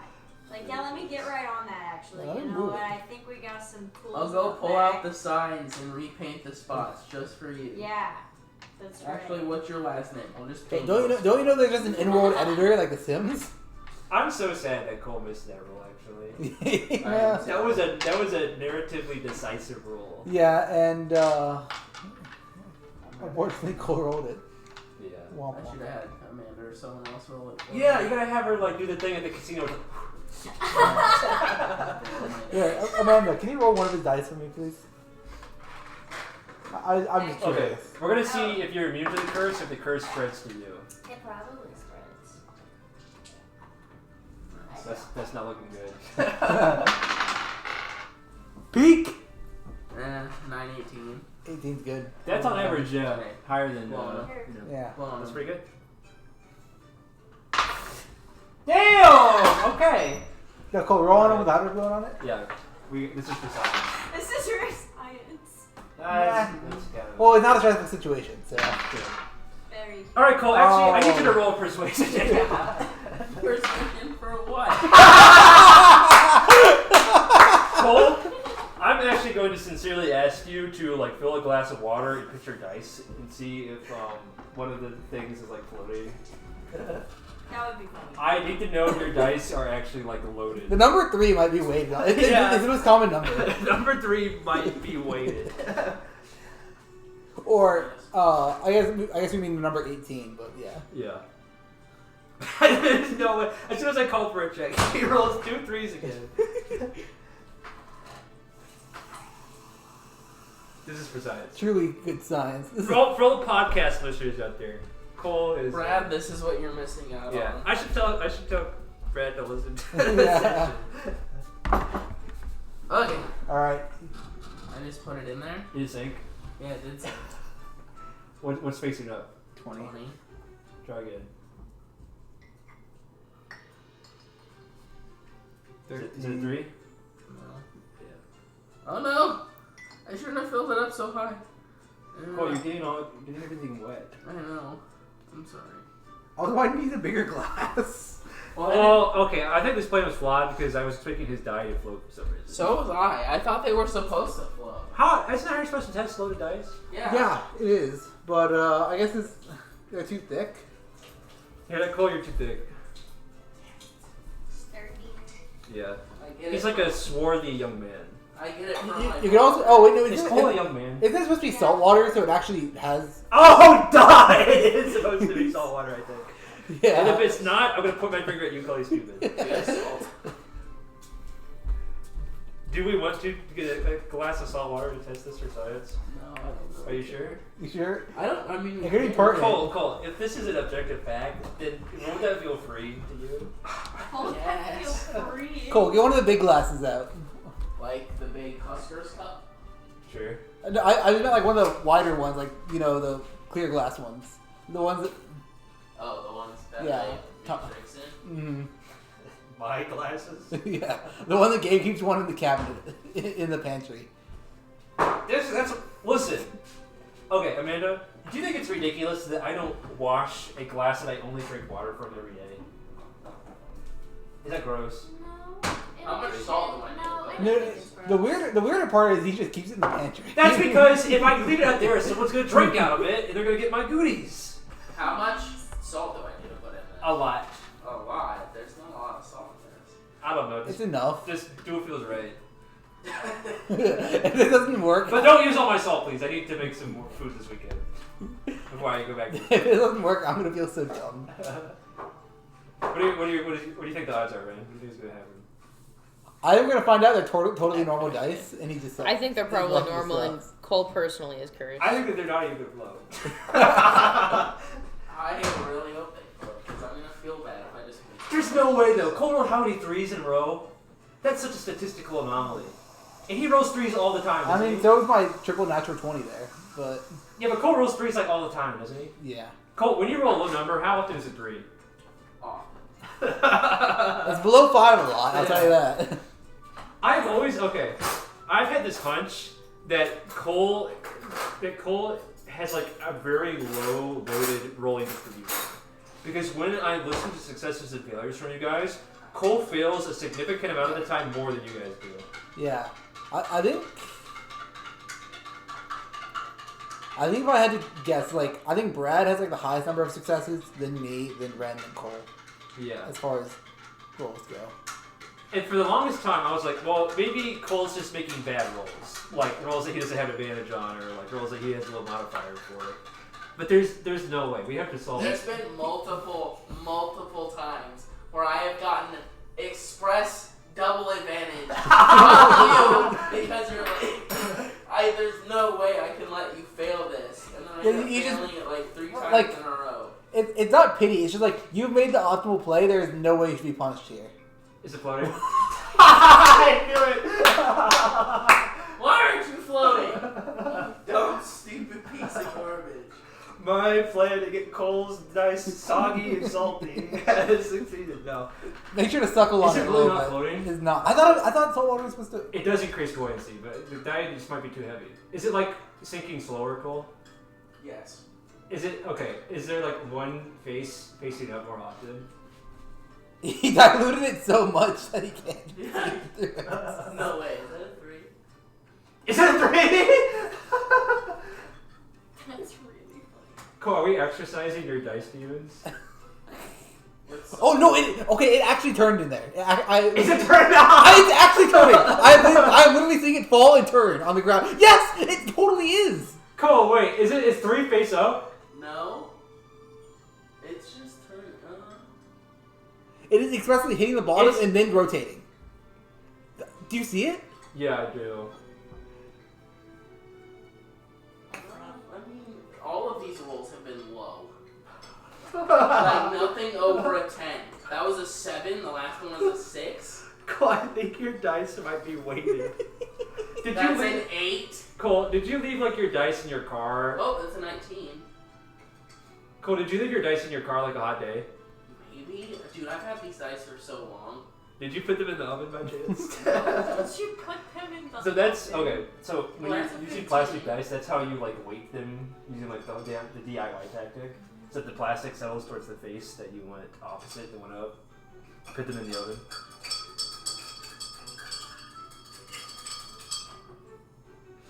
Is it That 3? was just kind of satisfying. He's just bullying his dice and tortured him for so long. He's getting his frustration out. Cole, are you feeling salty about this? No, I'm just confused. I think okay. This is not conclusive, but I think this is strong evidence in favor of. Yeah. I mean, none of these have been rolling high. That one rolled a 3. Okay. So, Surely both dice aren't weighted the exact same though. well, this one was the one rolling 3s the most. This was the delinquent, the dice delinquent. Truthfully, even if this does not prove a loaded sign per se, this is proving his uneven rolling distribution. Yeah. Right? I mean, still, this is quite anecdotal. We'd have to like get an Excel sheet. Yeah. We'd have to do like 500 rolls, But I feel like beyond the like under the limits of what science we're willing to do as a joke and for fun, this is acceptable. Because it should have like a bell curve sort of thing, yeah? no, it For a should, D20, it should be completely it even. should be a flat Oh, line. really? For a bell curve, you have to be rolling multiple dice. It's like 2d6. It would be a bell Yeah. curve. I never took stats, so. That's okay. That's why I'm with you. Yeah. I mean, if you're average, yeah. Well, this guy doesn't believe half numbers can be averages. I changed my mind. Okay, I was educated. Okay, I was educated. All right. Okay, Amanda, I'm actually changing out of this. Okay. What do you think the average result is of rolling a 6-sided die? Like, if you take all the numbers and you added them together and you averaged it, what is the average result? 4? It's 3.5. See, but doesn't that make zero sense to you, like intuitively? No, it makes I don't pretty good sense. No, shut up! He got pissed. 1 plus 2. So I sent him an average damage doc once, of like comparing damage numbers for like. I Do we forget- have to dig this out? Yeah, but he's like, how the hell are you getting 3.5 for an average guy? Like, that's an average roll with D6. And he got I don't know how the proper word to describe it. Yes, he got incensed over the fact that it was a half number instead of a full number, and so all my calculations ended in 0.5. I'm just saying, okay? Whatever. I don't have to defend myself. Intermission over. Proof conclusive. What do you want? Cole's dice are objectively fun though. I'm Dude, convinced. Cole. The real baller thing is to keep using those dice and still succeed. But okay, how many years has Cole been using these dice for and suffering from? Since high school. Suffering amuses me. Okay. What is the plan, gang? You just beat the Nargacuga. Your handlers are looking at you from across the thoroughfare. It's still on the cusp of nightfall. What is the plan? We handed off the eye already, right? No, you know. It's probably best to talk to Olaf before we go to bed. But what if I don't respect this this one. What if I want to talk to the professor first? Then talk to your group and reach a decision. Guys, I think we should hand this in to the professor first. And what? The eye. I already did that. Oh, did we? I thought I literally did that. Yeah, I said I give this to the professor. I did say that in his voice. Yeah, Sorry. you talked in sorry. his voice. Cole, your little side episode completely erased that from my memory. Yes. My bad. I was gaslit. Retconned. I was gaslit for the bit. Alright, I guess let's just go talk to Olaf, and the colonel will be there too, I suppose. Yeah, the colonel is also in his office. You are familiar. I too am in this episode. I too am in this That's episode. it. Give him the medicine drug. Crap. This vexes me. Olaf is once again leaning over his desk in a very tense, hunched position, with kind of a vein bulging out on his forehead, while the colonel is rapidly pacing in front of his desk. Head rested upon his chin rested upon his hand, like so. Ward is also joining you, I guess, but we'll see if he says anything. We wanted to, I guess, knock on the side of the open door, right? Yeah. Olaf gives you a nod. We wanted to give a quick status report on how everything is doing as far as infrastructure and the status of the Nargacuga. What I want to know, and he turns at all of you, the colonel, is why nobody told me about this. I'll look at Olaf and I thought we had made you aware of it. Olaf goes, and then the colonel turns, points at you very aggressively. That's not what I'm saying. What I'm saying is why none of my damn guards saw a damn thing. You post 20-some guards around a desolate base camp in the frontier region. You give them all good armor and good weapons, and they can't see worth a damn. What's the point, huh? And he's looking at you, expecting an answer.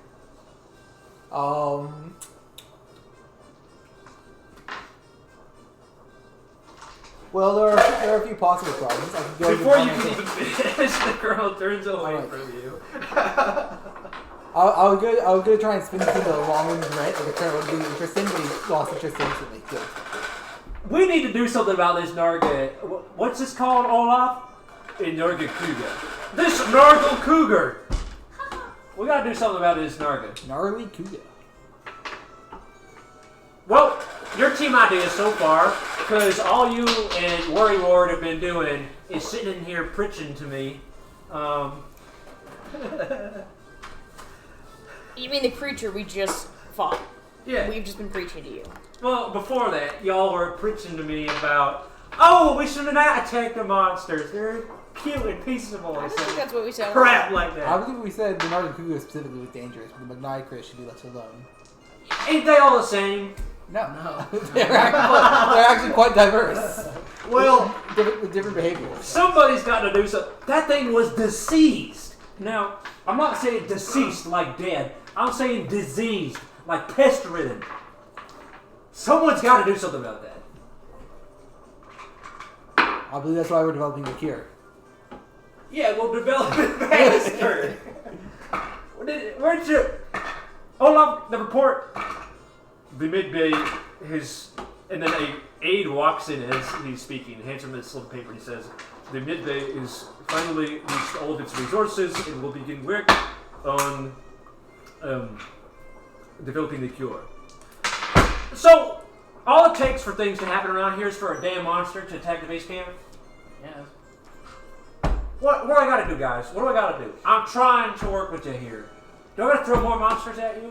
Come on! He snaps his fingers.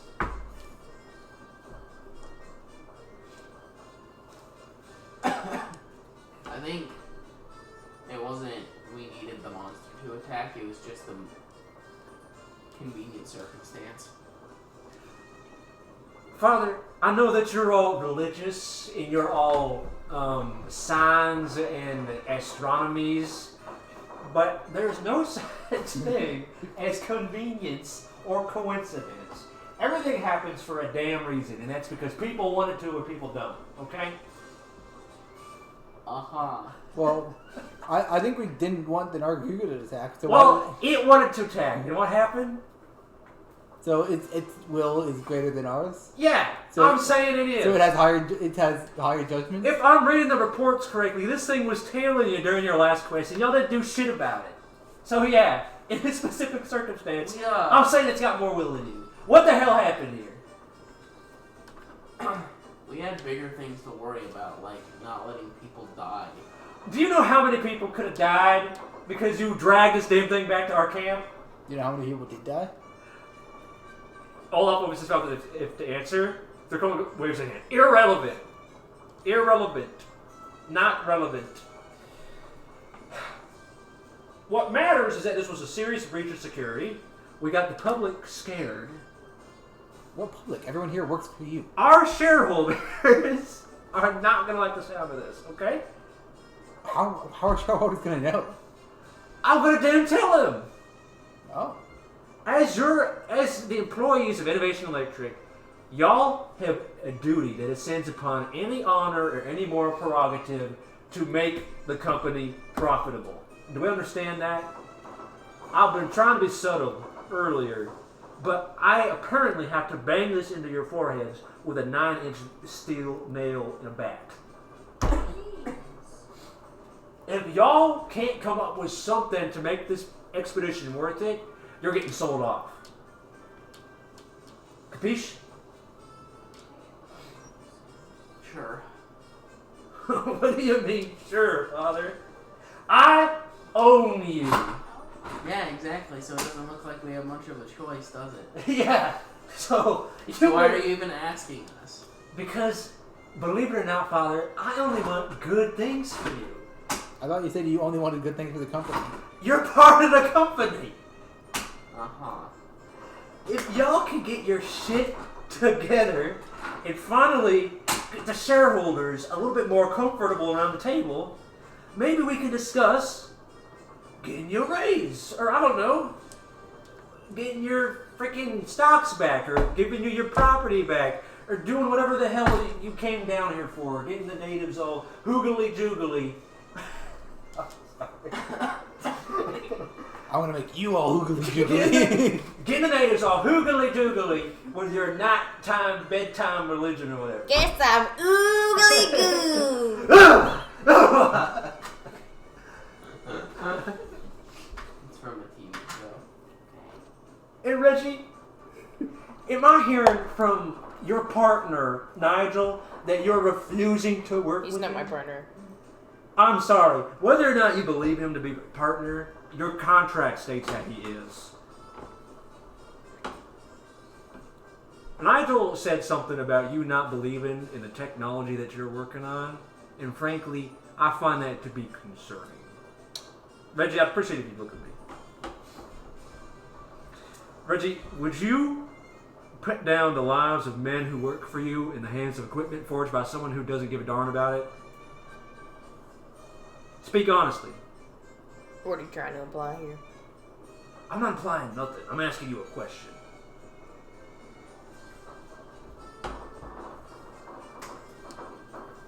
Well, I think you'd better make sure you're on the same page as that individual to understand what their perspective is on the weaponry rather than taking a second hand from a half-wit. So enlighten me. This is your opportunity. Nigel's wrong. Who says I don't believe in the weaponry? He did. Besides Nigel. Listen, Nigel is a... Who has used weapons by me and who has chosen weapons by Nigel by choice rather than being stuck with whatever shit he's spewing out? Listen, I know Nigel's a rat and he'll say whatever he wants to get what he wants. Yes. But he weren't lying this time. How do you know? I could feel it. Did you feel your pockets get heavier, or? I could feel it because Reggie, you've been giving me a lot of flack, okay? And you know, I'm a I man's think I've man. given you a lot of flack at all. I'm a man's man, Reggie. I could put up with flack like the best of them. You know, I was the boxing champ a couple in my younger school days. But man to man, we gotta reach it. We gotta reach a compromise here. What kind of compromise? I need you to tell me what's motivating you, because if I can't rely on you to make reliable equipment, then you're gonna have to go tail between your legs and find something else to do. My contract ending, that's what motivates me. Okay. Finishing my job, what I came here to do by contract. Now, does that entail doing your job to the utmost quality that you're able to do, or to the letter of the dot on the T? Exactly what I'm getting paid to do. Okay. Well, I'll see. Anyway. Olaf, I feel we've gotten no closer to an understanding here. Olaf is going to put his face in his hands. Colonel, I have told you many times, these are my people. I am their handler, and I can handle them. You have told me your wants, you have told me your needs, and I cannot anticipate them, but I can do my best to help you for them. I assure you, everything is under control, and by time of debrief for next quest, in 3 days, they'll be ready to work. Good, because they better be, or else you get hoiked back over the land core. Alright, let me tell you, they ain't gonna be pretty, because they ain't got the funds to do anything. Except for clothes. He hits his hand on his knee, like he just told a hilarious joke, and then the colonel proceeds to storm out of the Olaf's office.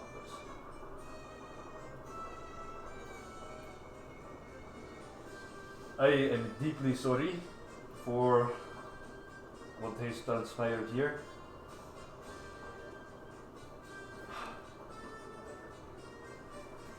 Thank you all for repelling the Nargacuga from our base. Do you have anything to say to me? While we are apparently, he looks in the direction of where the colonel left. Anything to say while our hearts are being bared?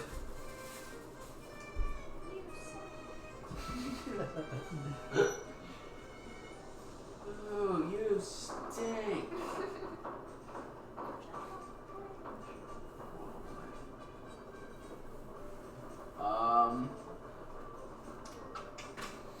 I got nothing. Olaf, I don't remember Nigel's experiments being on my contract. They aren't. But you were told to an extent to treat him as a partner and to work with him as an equal. I believe the colonel is trying to read between the lines a little here, but Reggie would not hurt to give your peers a little respect. I work with him on what we're supposed to work on. And I'm not saying that you're not... Sorry, I was slipping a little bit of southern drawl there. I'm not saying that you're not, but I need you to keep up appearances. That's what the colonel operates on. Appearances. Shallow veneers, right? While we are doing the real work behind his back, we need to show him what he wants to see. That is the only way to appease him. You pick strange favorites. Me? No, he does. He? The colonel. Remind me what he was saying with that point.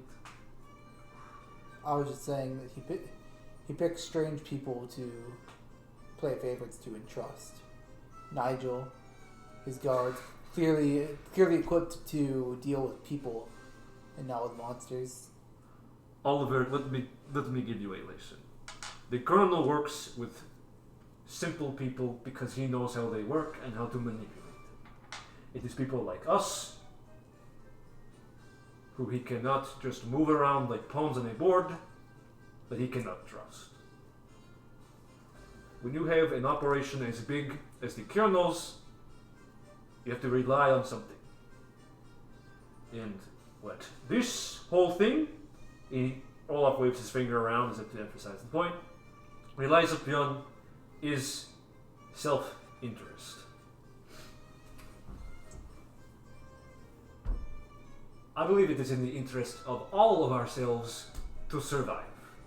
And in order to survive, I would recommend doing as the Colonel asks. Not to the exaggerated extent that he wants you to, but to get it done satisfactorily.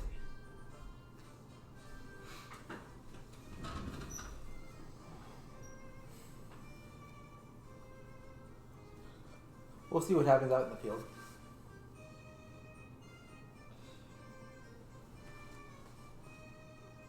If we can make a dent in the Magniacus, we'll try. If not,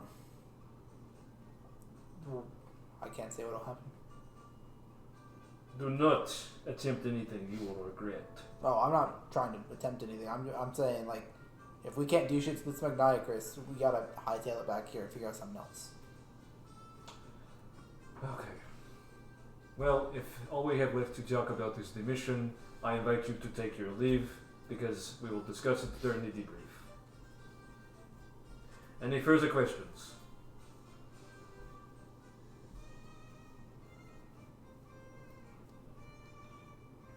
None? None for me. Well, my door is always open, and so is my drink cabinet apparently now, so... Looks at Ward. Ward has been silently drinking whiskey out of a sippy cup this whole time. Sounds about right. Is it right, Ward? Splendid. Okay. Enjoy the rest of your break. And try not to get in anybody's way. And truly, good work on repelling the Nargacuga. That's all we'll receive for it. I'm sorry, all of you. I understood. Alright. I have nothing left to do here. I'm about to head out. You guys need anything from here? Not that I can think of. I just want to get back to the bed. Back to bed. Well, anything else you want to do before the next day? Any secret discussions, team models? Is there any alterations or change in behavior in how the guards move or watch? A significant number of them are now wielding monster-hunting weapons. They probably should have been wielding those in the first place. Yes. Brilliant.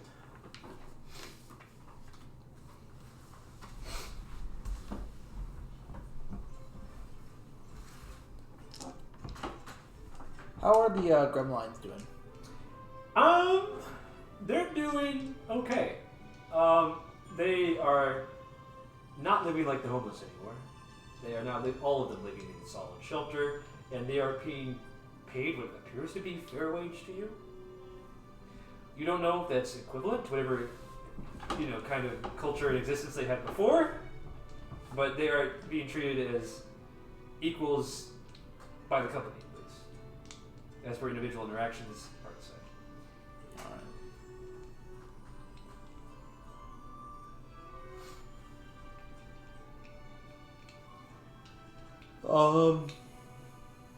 I guess I'm too busy I'm busy. I can't go yap with them because I got work to do. Okay. What else is on the docket?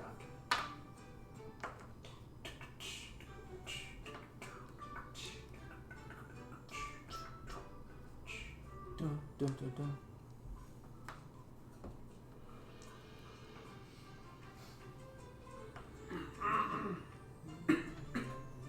Ow. The song just burned into my brain from sitting and thinking about armor sets.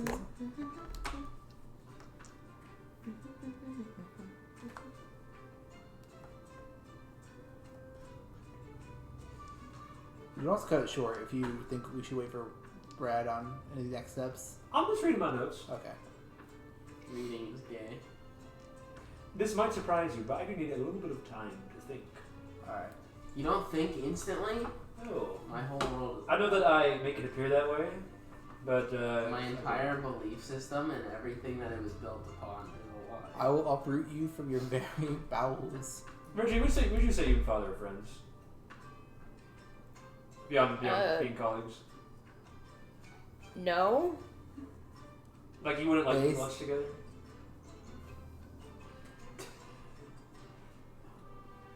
No. Damn. Okay. I would eat lunch with Ward if Ward was here. Would you still gather for your weekly night on the tavern? Or stand up? Yeah, I mean, I'm coming to that for team stuff.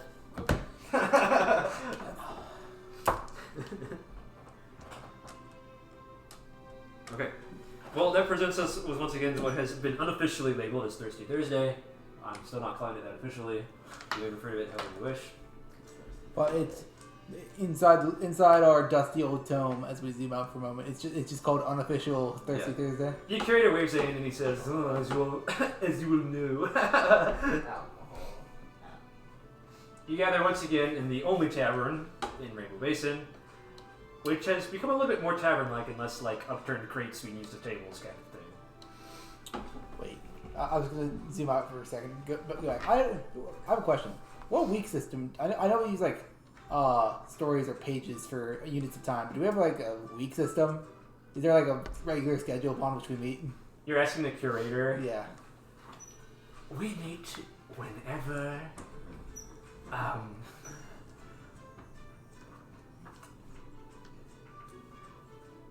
We actually meet on what could be called a sort of daily basis. It's hard to ascribe to a certain unit of time because, like I said, the archives takes place in sort of an untime where time itself kind of wibble wobbles back and forth. But we do this in sessions. We meet, you rest, you think. We meet, you rest, you think. Do we have lifespans? No, but you still perceive a certain passage of time. And it is only natural that you would wish to adhere to it. Anyway, unless you have more interruptions that are relevant to searching for the Horizon Thief, I think it best to return to the story. I was just more asking if we have a time limit on finding the Horizon Thief. Well, a sort of soft time limit, in that we wish to find the Horizon Thief before they yet strike again. Yeah. So, as soon as is best possible.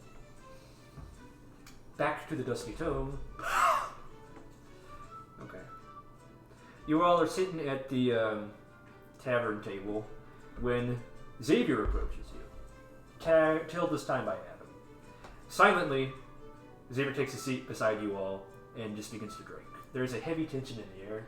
You feel as if someone should say something, but Xavier is not yielding anything. Adam is sort of nervously fidgeting in his stool next to Xavier. So I heard you guys went out. Yes, that is true. Adam begins to fidget even more nervously, anxiously. You can hear the thump, thump, thump, thump, thump, thump of his knee hitting the table. Are there any guards in the tavern? No one's listening. I don't blame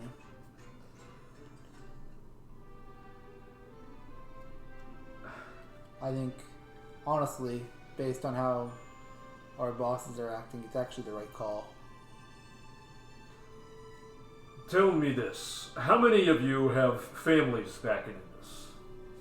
I raise my hand. I as well. I don't think. You don't think? I do as well. I have been without my family for some time. And I think it is time that my priorities become readjusted.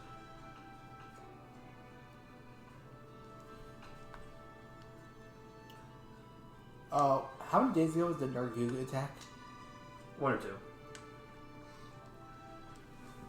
Can I ask what that new or different or strange fighting style was all about yesterday? Xavier shrugs. I was merely being careless, is all. And without looking at you, he sort of sheepishly says, I just wanted to apologize. the way I treated you after our Charles was felled by the Nargacuga was unfair. That situation was not in your hands, and it was wrong of me to blame it on you. We should have known something was up the first time. We couldn't assess or figure out the situation in the first 2 hours of a lack of response flares. If anything, it was our over-reliance on a system of flares that caused a failure in our team functioning. Let us say that we all carry the blame equally. That way we should all work towards righting this wrong together. Have you guys been assigned a new assignment? Yes. Adam and I, of our own volition, are going to seek out the Nargacuga and slay it. Afterwards, we will be retiring back to Indus. I will take Adam with me, and whether or not he likes it, he will be... Sorry, this is hard for me to say. I will try to incorporate him into what little is left of my family. Is Adam here? Yeah. What's Adam's reaction to that? He's sort of chewing on his nails nervously. Is he an orphan? Is he an orphan? Do you ask this? No. Oh. I don't know if that had been an established thing or not. Adam, how do you feel about that? Adam kind of nervously glances at Xavier and says, I don't really see how I'm going to fit in a family that doesn't even want to see him anymore.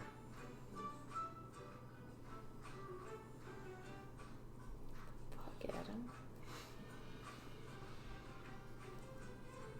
Reggie, Oliver, listen. I've made some mistakes in my past, and I've spent a lot of time what I believed to be chasing productive ends, but instead I was merely running from my problems.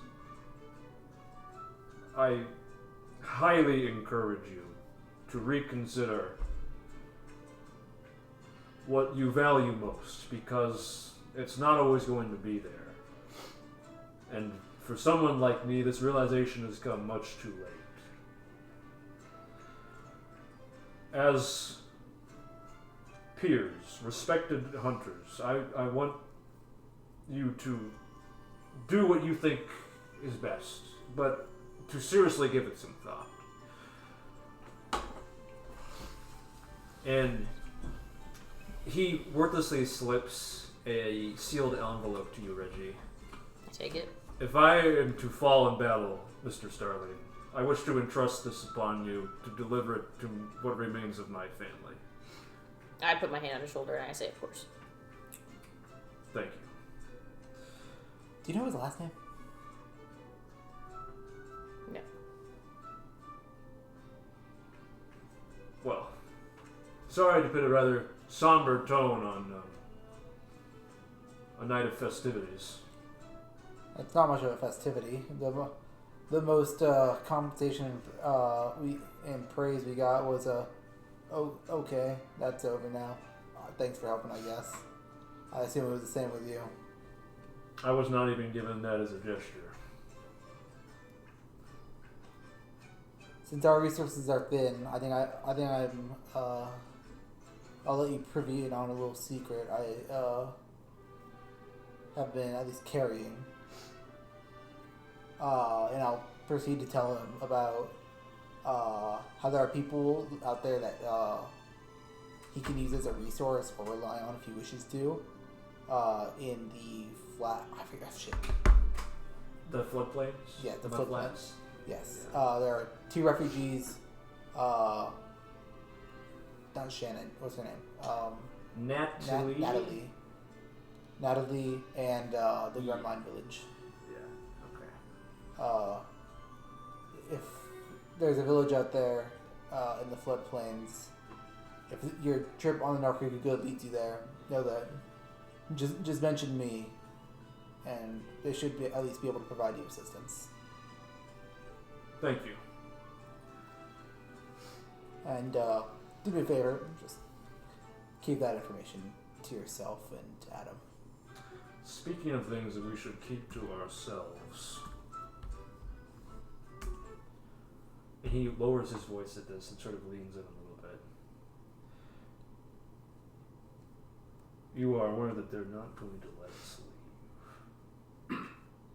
I've suspected, but it has not been confirmed.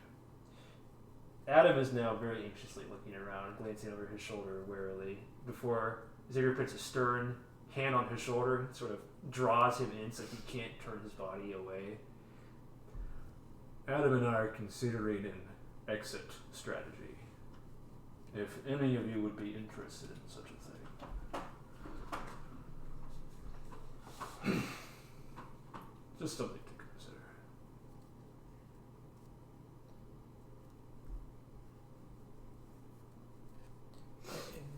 If you can put my contacts in the loop on that as well, I'm sure they'd be more than interested and willing to help, considering they're an outside force at the moment. If we happen to interact, I will make sure to mention it. But it is important that this is not Deliberate. It needs to be subtle. I think we have potential allies in the professor, and while I do not trust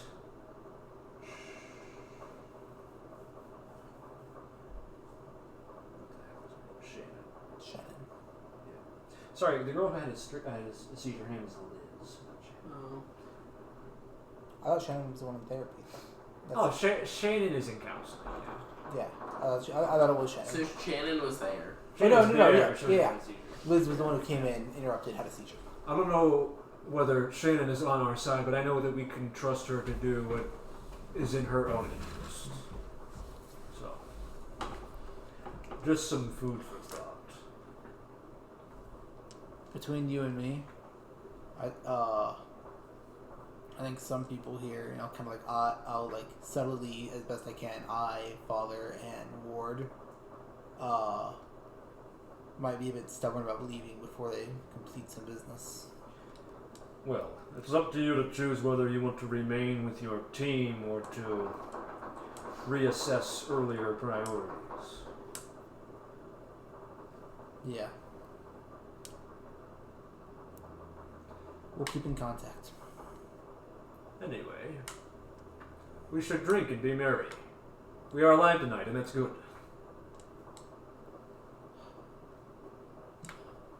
I suppose it is. Xavier leaves the table and returns with a large flagon, upon which he pours a drink for each one of you. Not counting Adam, but one glass in addition, which he sets down for no one to drink.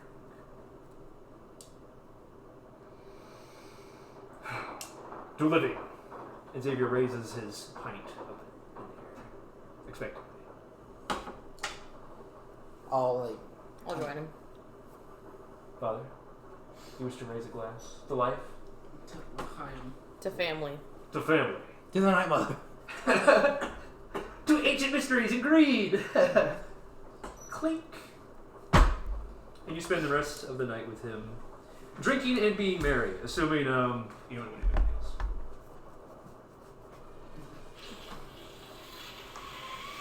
Alright, it's Friday, also known as prep day. How do we want to deal with this Magnetic, Chris? With our swords. Should you wait for the debrief? I thought we had to. I thought it was debrief. But in the debrief we have to discuss strategy, and so I was trying to come up with strategy before the debrief, so we have something to talk about at the debrief. Yeah, but you would want to know your win conditions before strategizing, right? This is correct. I guess. I thought that our win condition was simply the Colonel's idea of throw a single net on it. The debrief is supposed to be on Friday, isn't it? Yeah. Before you leave? Okay. So that would be today then. It's because today is a loadout day where we have to get all our orders in to Matt.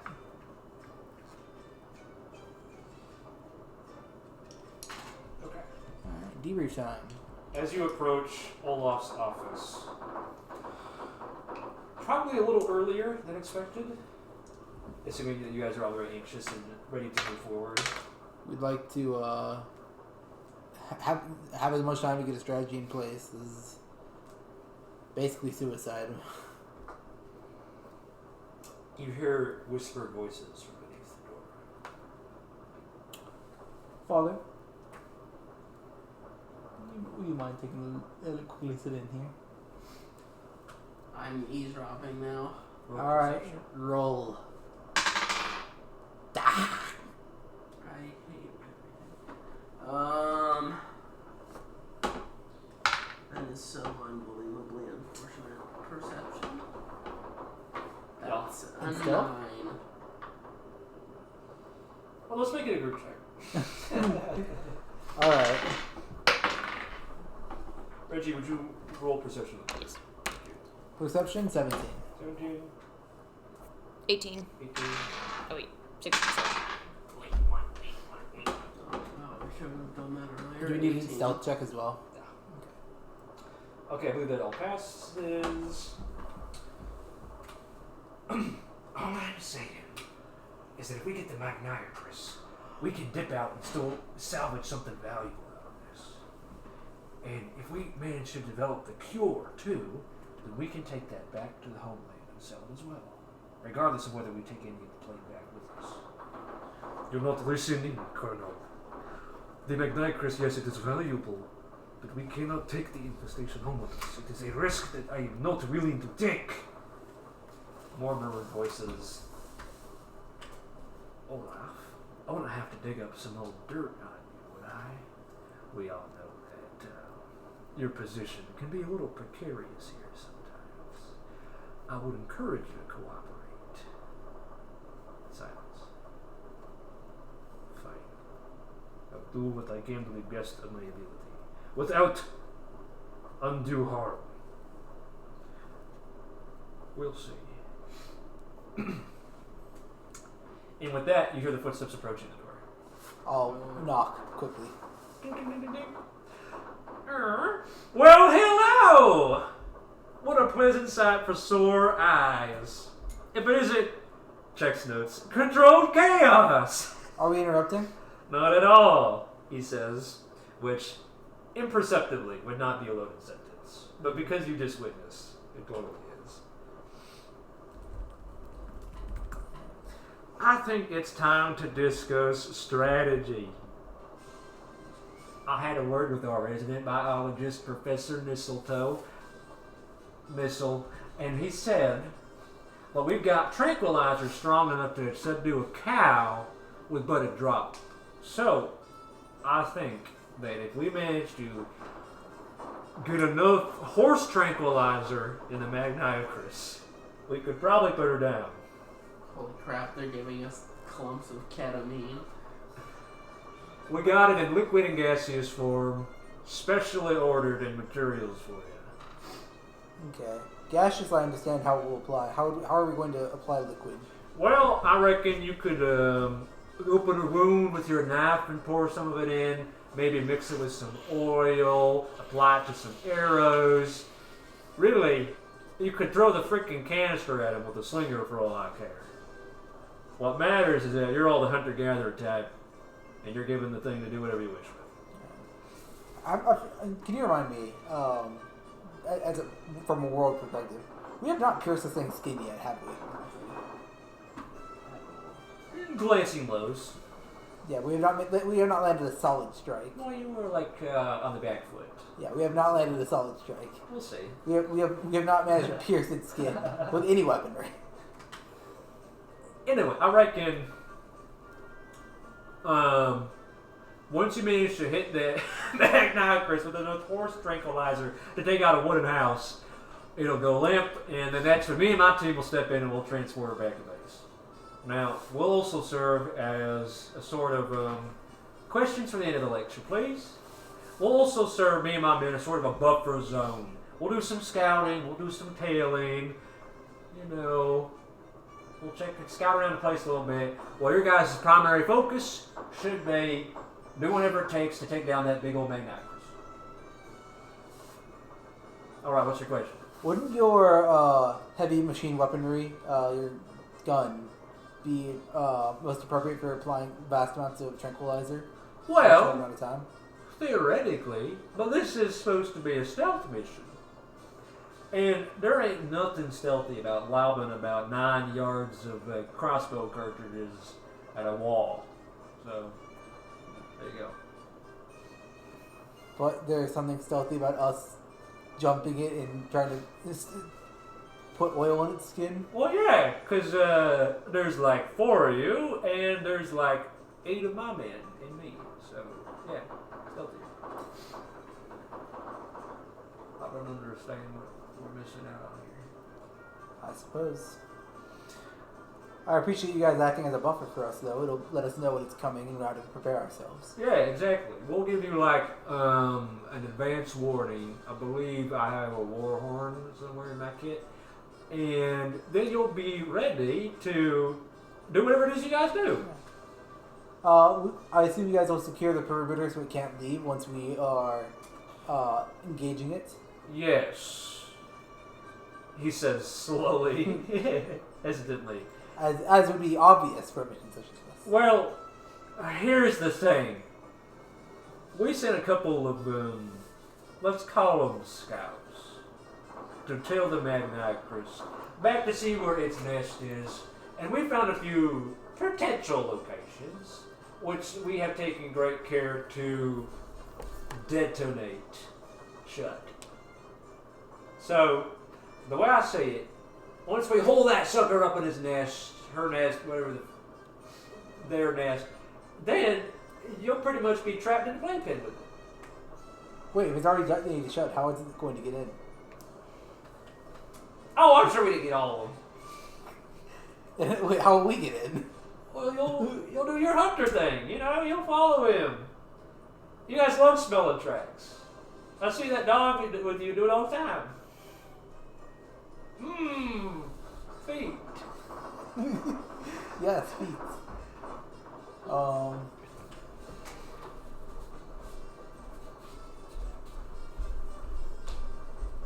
Well, if you don't got anything to say, I'm going to assume you got no objections. I was gonna let them say something, but I can't say much more. Otherwise, I'm gonna get in very big trouble. You're a wise man, learned in the ways of astrology than me. No. Astronomy. Astronomy. When have I ever claimed to be an expert in that? Well, you're always jibber jabbering about some mumbo jumbo or other. Wow. Did you just equate my religion to mumbo jumbo? Well, Yes. You did just now. So we're even. So we're even? He's so based. Well, how does that sound? You guys throwing your lives on the line of fire while me and my men stay a safe distance away and watch you tranquilize this thing. And it sure doesn't play. What happens if it pulls you in with its magnetic force? Oh, we'll be far enough away. What happens if it goes next to you and pulls you in? That won't happen. What if it forces us to backpedal in your direction? Then we will also backpedal simultaneously, maintaining a safe perimeter.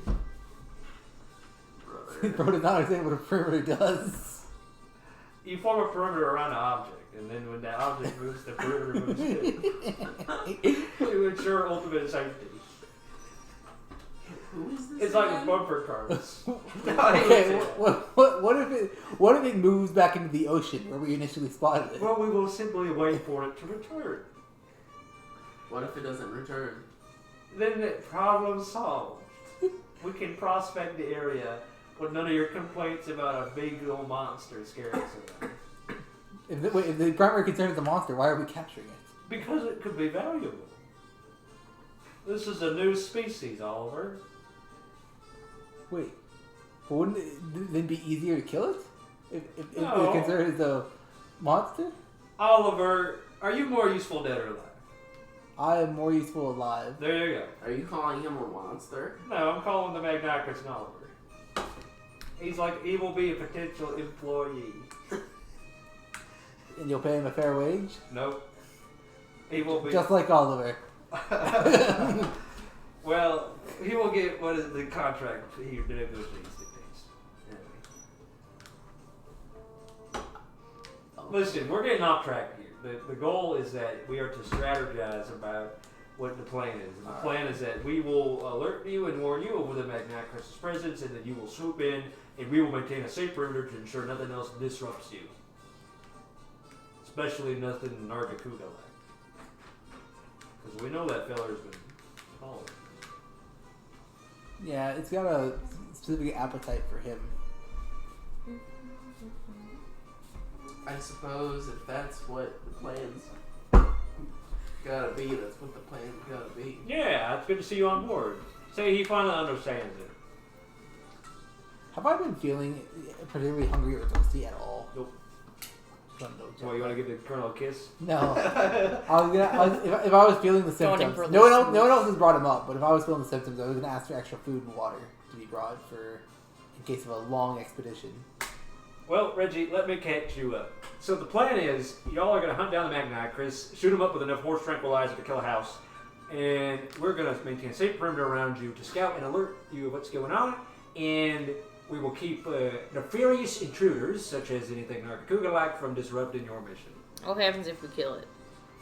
You won't.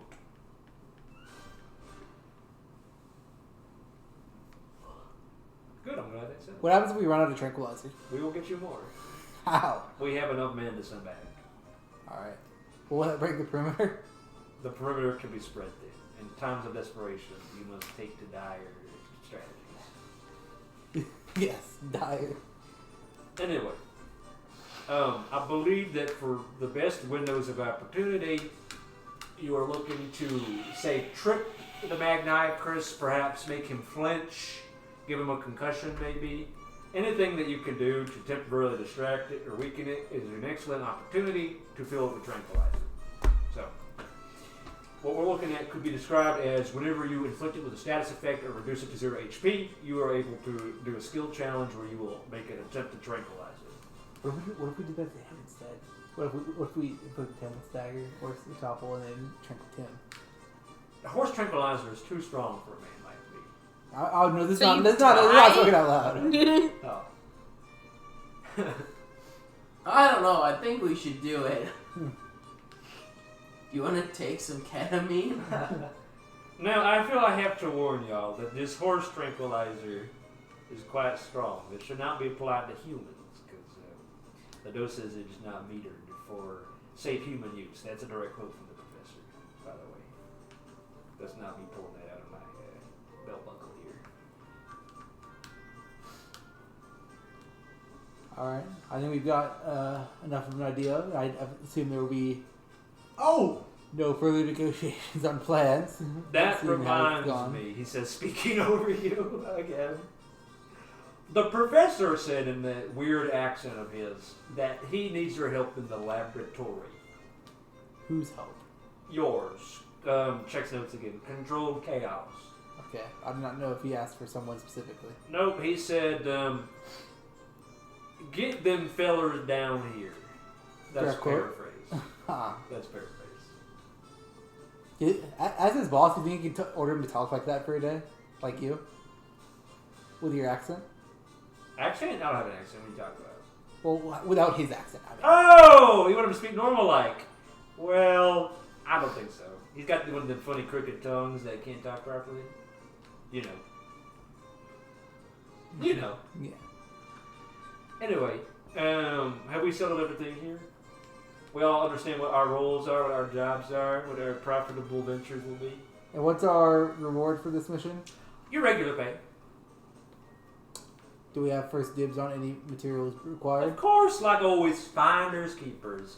We at Innovation Electric believe that greed is one of the best motivators for ambition, and as always, if you greed it out there with like your grubby little mitts, grabbing and taking whatever you can find, absolutely beneficial.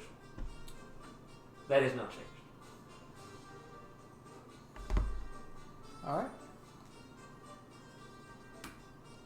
Well, shall we get preparations going?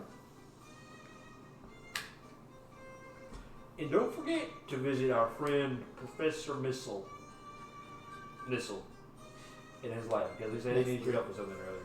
And we'll tell you that guy's a little freaky, so I won't do what he says.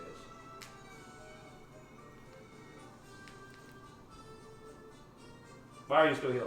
Why are y'all still here? Go on, get. Bye.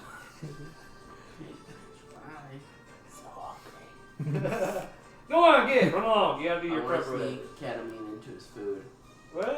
Well, There's something much easier you could do. You could sneak some infected water into his drink. I'm sure that you guys will find some way to do exactly what he told you to and to not mess with the Colonel at all. He's on a mission with you. Maybe you say, bud. Oh, and of course, if you can dip your little heads back in here, all Scooby-Doo like in the doorway. I poke my head out of a different door that I didn't go into. If you need to refer to the reports for last time to think about whatever kind of gear or prep you should bring with you, absolutely do it. And he tosses a vanilla folder at you. That's a report from last time. I'm sure that you were there and you saw everything, but if you want to know more or recall for any fitting reason, that's a report. Not been doctored at all. Alright, go on, get it. Alright. And he gives Ward a little smack on the ass on the way Yeah. And Ward likes it. out. Ward, did you like that? I guess you did. Yeah. Alright, gang, what's the plan now? I can't believe we're delving into Ward's secret love of the Colonel. Yeah. It's kind of like lovers to enemies, and then to enemies to lovers again. Yeah. So real.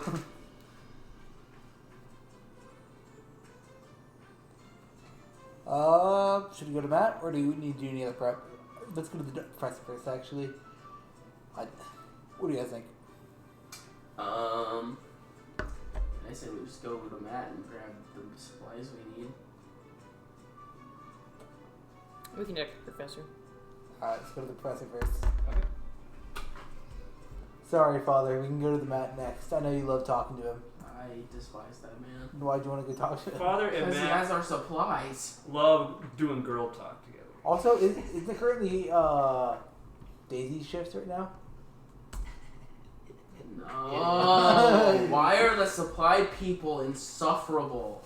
Because they can't work anywhere else. Awful. I need... Aha! This is the song I was looking for. You walk into the professor's rickety base camp. Sunlight scatters through little holes in the tent pole fabric and in some of the worm-eaten wood that's been used as support in this hastily constructed sort of lab. A gentle breeze furrows its way down along the ground, gently moving the tent flaps as if they are inviting you within. Despite the fact that you know there are at least 3 people in there, it's a dead silent. Alright, I guess I'll head in. The rest of you follow, I assume? Yes. Father? Huh? Father, are you following the group into the tent? Yeah. Okay. There is a thick mustiness to the air inside, with a sweet scent of rot. The air in here is still. Too still. At the far wall, you see that poor girl, Father, who had that seizure in your chapel. Liz. Not necessarily restrained, but she has her hands tied behind her back, affixed to one of the support poles, and her feet are sort of splayed out in front of her limply. Her chest is rising and falling, Okay, so she's not dead. That's good. if somewhat raggedly.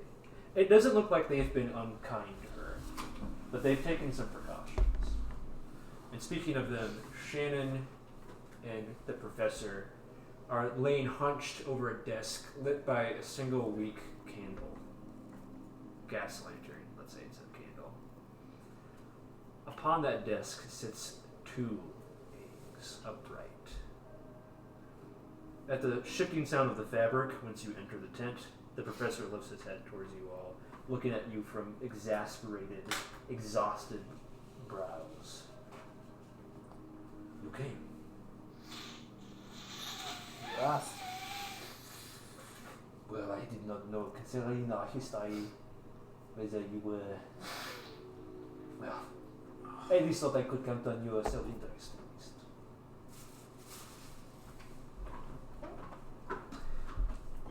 I would hesitate to call us friends, but I would hesitate much further. we have a sort of working relationship, yes?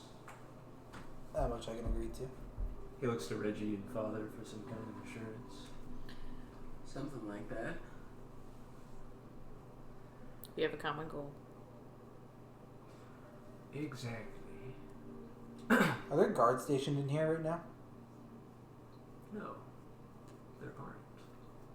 That's Where do your guards or captors go? It is a breaking the shift.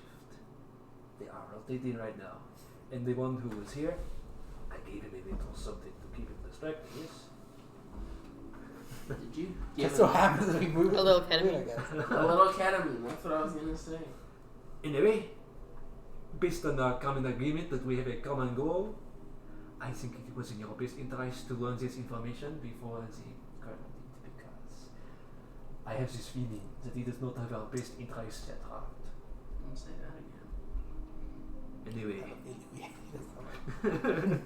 I feel he hates us! He fucking hates us! I wanted you to learn something. Because Shannon and I have been studying these eggs, and there is something amiss. Observe. And he, like, almost like pushes you towards his desk, where he has the lantern placed squarely. Thank you. In between the two eggs, both of them standing in opposition. Shannon, if you would, the tent, the entrance, the lights! And wordlessly, she turns and closes the tent flaps and pulls a few of the holes in the ceiling shut. Look at this, look! Both of the eggs are about of equal size and weight. Through the light shedding through the eggshell, you can see that each egg contains two silhouettes. One of them appears to be rather sort of bean-shaped. Bean, you said?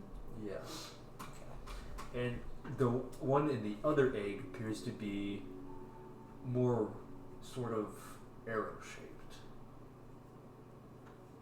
But a common silhouette shared between the two of them almost looks like a hand. Something geometrical with splayed appendages sort of trailing off. These two are identical. Now remind me if you would, when did you give me this second egg?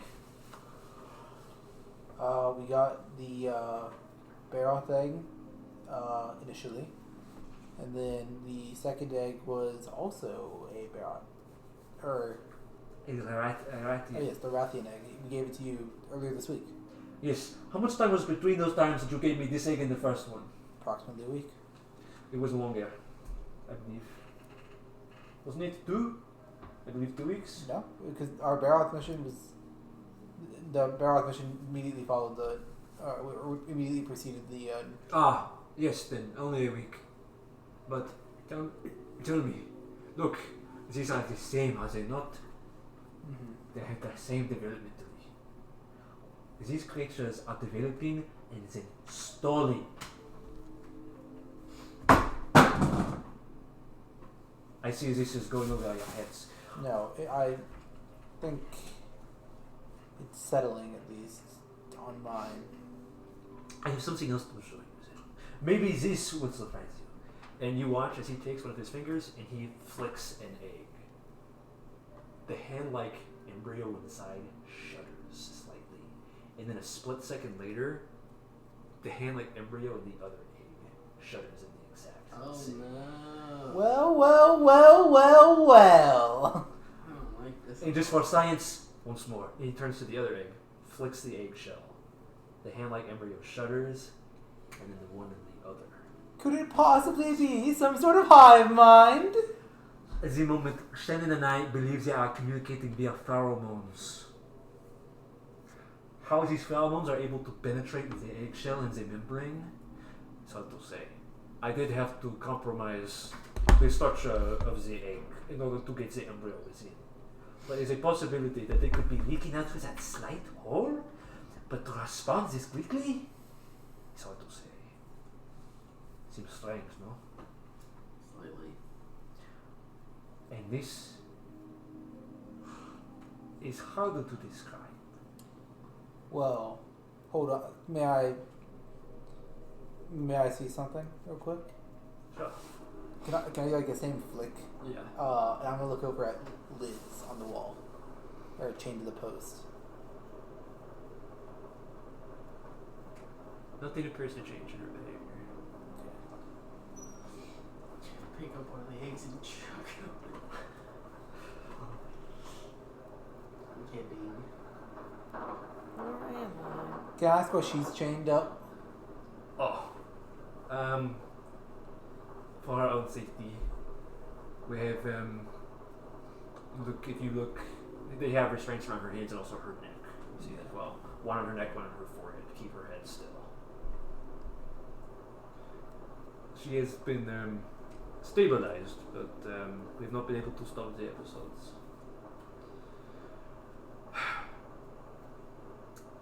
It is all very curious. You know, there are animals in the real world who stall developmentally. Something like, in English there are cicadas, yes? You all know in the summertime they come out of the ground, makes the sound, yeah? They do it at the same time. They wait underground for who knows how long, but they do it in one wave. Such a behavior for a parasite is unusual. But what causes this? I see you thinking in your heads. There is a trigger. Environmental trigger of some kind. The signals for all of the creatures to activate. Whatever this trigger is. I don't know. Well, the trigger in the temple is described as the island being disturbed. That is cryptic prose from a civilization who is dead. And they knew more about this than us. Did they? It is hard to say. It seems, that, at least from a glance to me, they had thoroughly experienced and researched it. It is not. To speculate is not to. That is all I have to say. Now there is one thing I have yet not mentioned. But I want you to carefully examine the bare things that you gave me a week earlier. I'll look. Does the embryo seem bigger to you? I showed you the embryo originally out in the field, yes? Yes. The bear's embryo is still developing.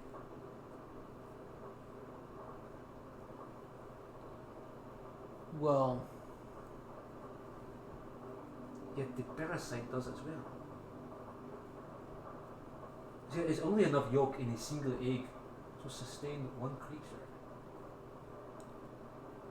here's my question then.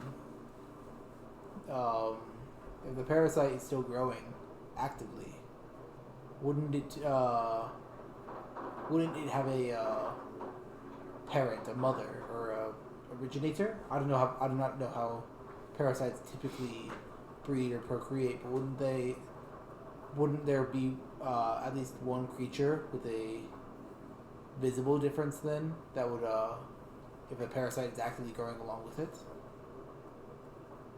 What are you asking? How do parasites procreate or spread in the first place typically? They infect a creature and then they leave. That is a convenient part of parasitism. You can fertilize and forget.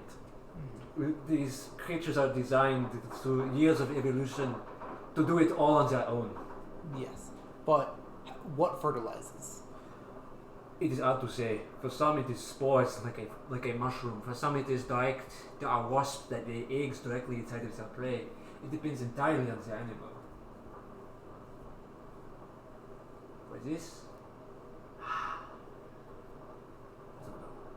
But the question I'm trying to pose here to you is that if both the parasite and the embryo inside the egg are developing, what is the parasite eating? It has to eat either the yolk or the embryo, yes?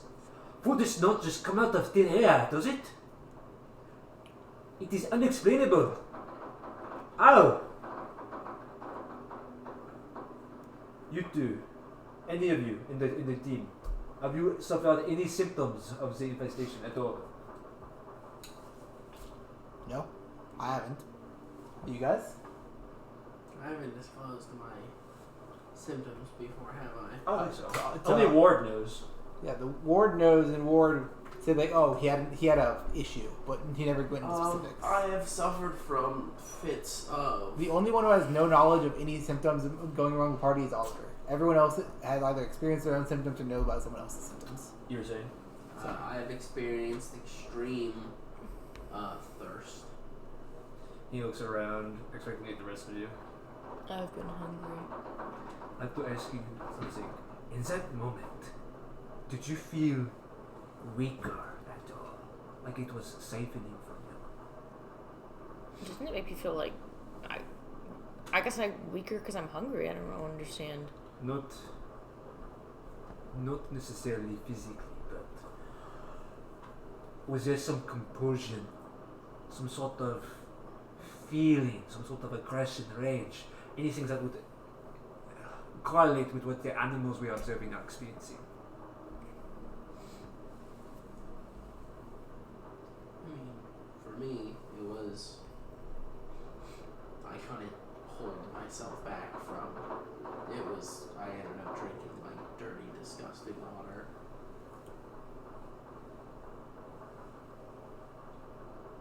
I've stopped myself from doing anything. So none of your activities were necessarily to nourish. No. The animals that are infested, they hunt, they kill, but they do not eat. What sort of sustenance could these creatures be sustaining themselves on? Is there anything released from a creature upon dying of pheromone or gas? Not immediately. You stop breathing and then your body slowly breaks down as, say, the decomposers come in and do their job. A dead animal is, in many senses, very unlike to a live one. It just lacks the animal, the movement. So, is it easier? Would it be easier to infest or procreate within a dead creature rather than a live one? I think not. Out of every creature that you have killed, it has stopped moving and hunting, right? So surely there is some difference between a living animal and a dead one that matters to these parasites. I have no idea what it is.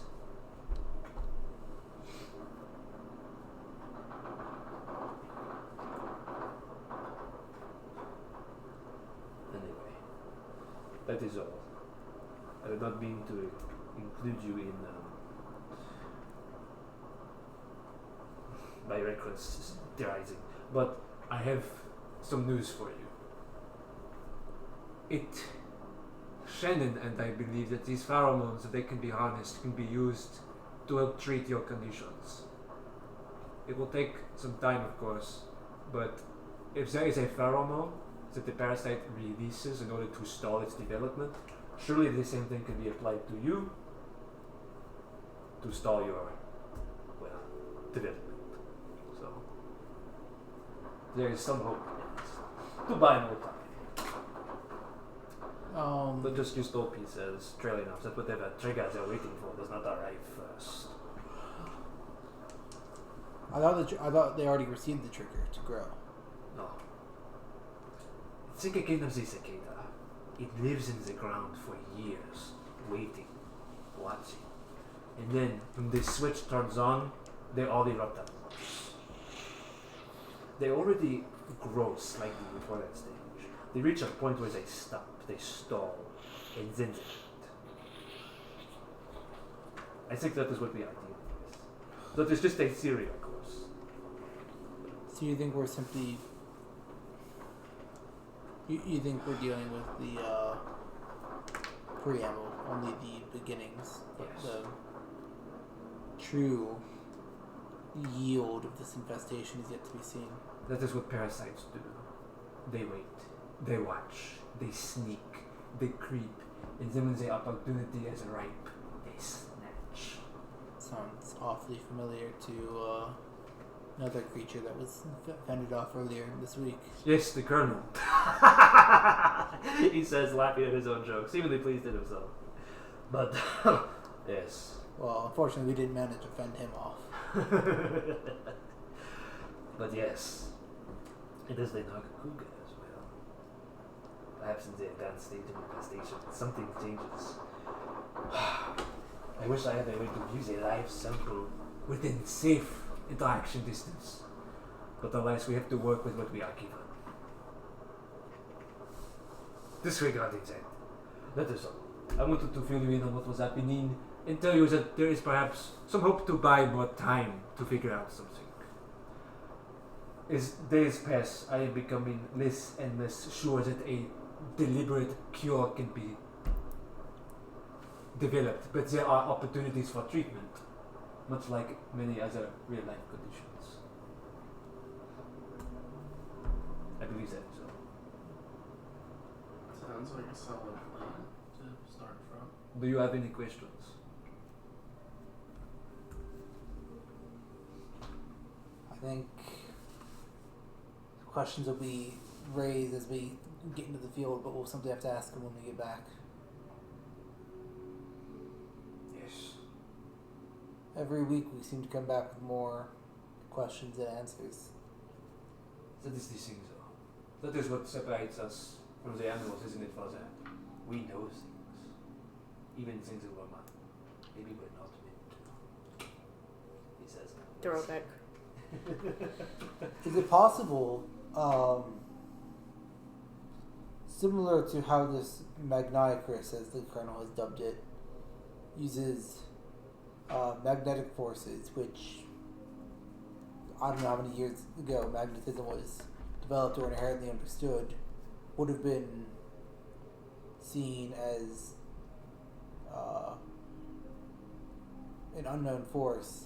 Could something similar be at play here? Some unknown force that we don't yet understand? There are always unknown forces outside of our control, but it is not a productive mindset because it places the onus of your solution on something that you cannot control. It is, again, speculation. It is not my territory. I was more wondering if there was a need to go at it from a different perspective, but if it's unhelpful, then... Oh, not at all. We are making progress. We know so much more than we did last week. One step at a time, Olaf. That is how humanity progresses. One man does not race ahead of the others. No, it is like a relay race. Generation to generation, step by step. That is how we better ourselves. No matter what the Colonel tells you, at least. He spits on the ground. I want to agree with his sentiment so bad, but he's wrong. Anyway. So go. A light at the end of the tunnel. Even if the tunnel itself has grown on the ground. And I think that is probably a good place to end for tonight. Just so when Brad joins us next time, he can still be able to see if he has any questions. But on the whole, yeah. That about covers it. The fight was fun. You didn't spend too much time feeling like you're being tugged around, running, chasing? No, Okay. I feel That's like a bad I thing. actually... You're supposed to.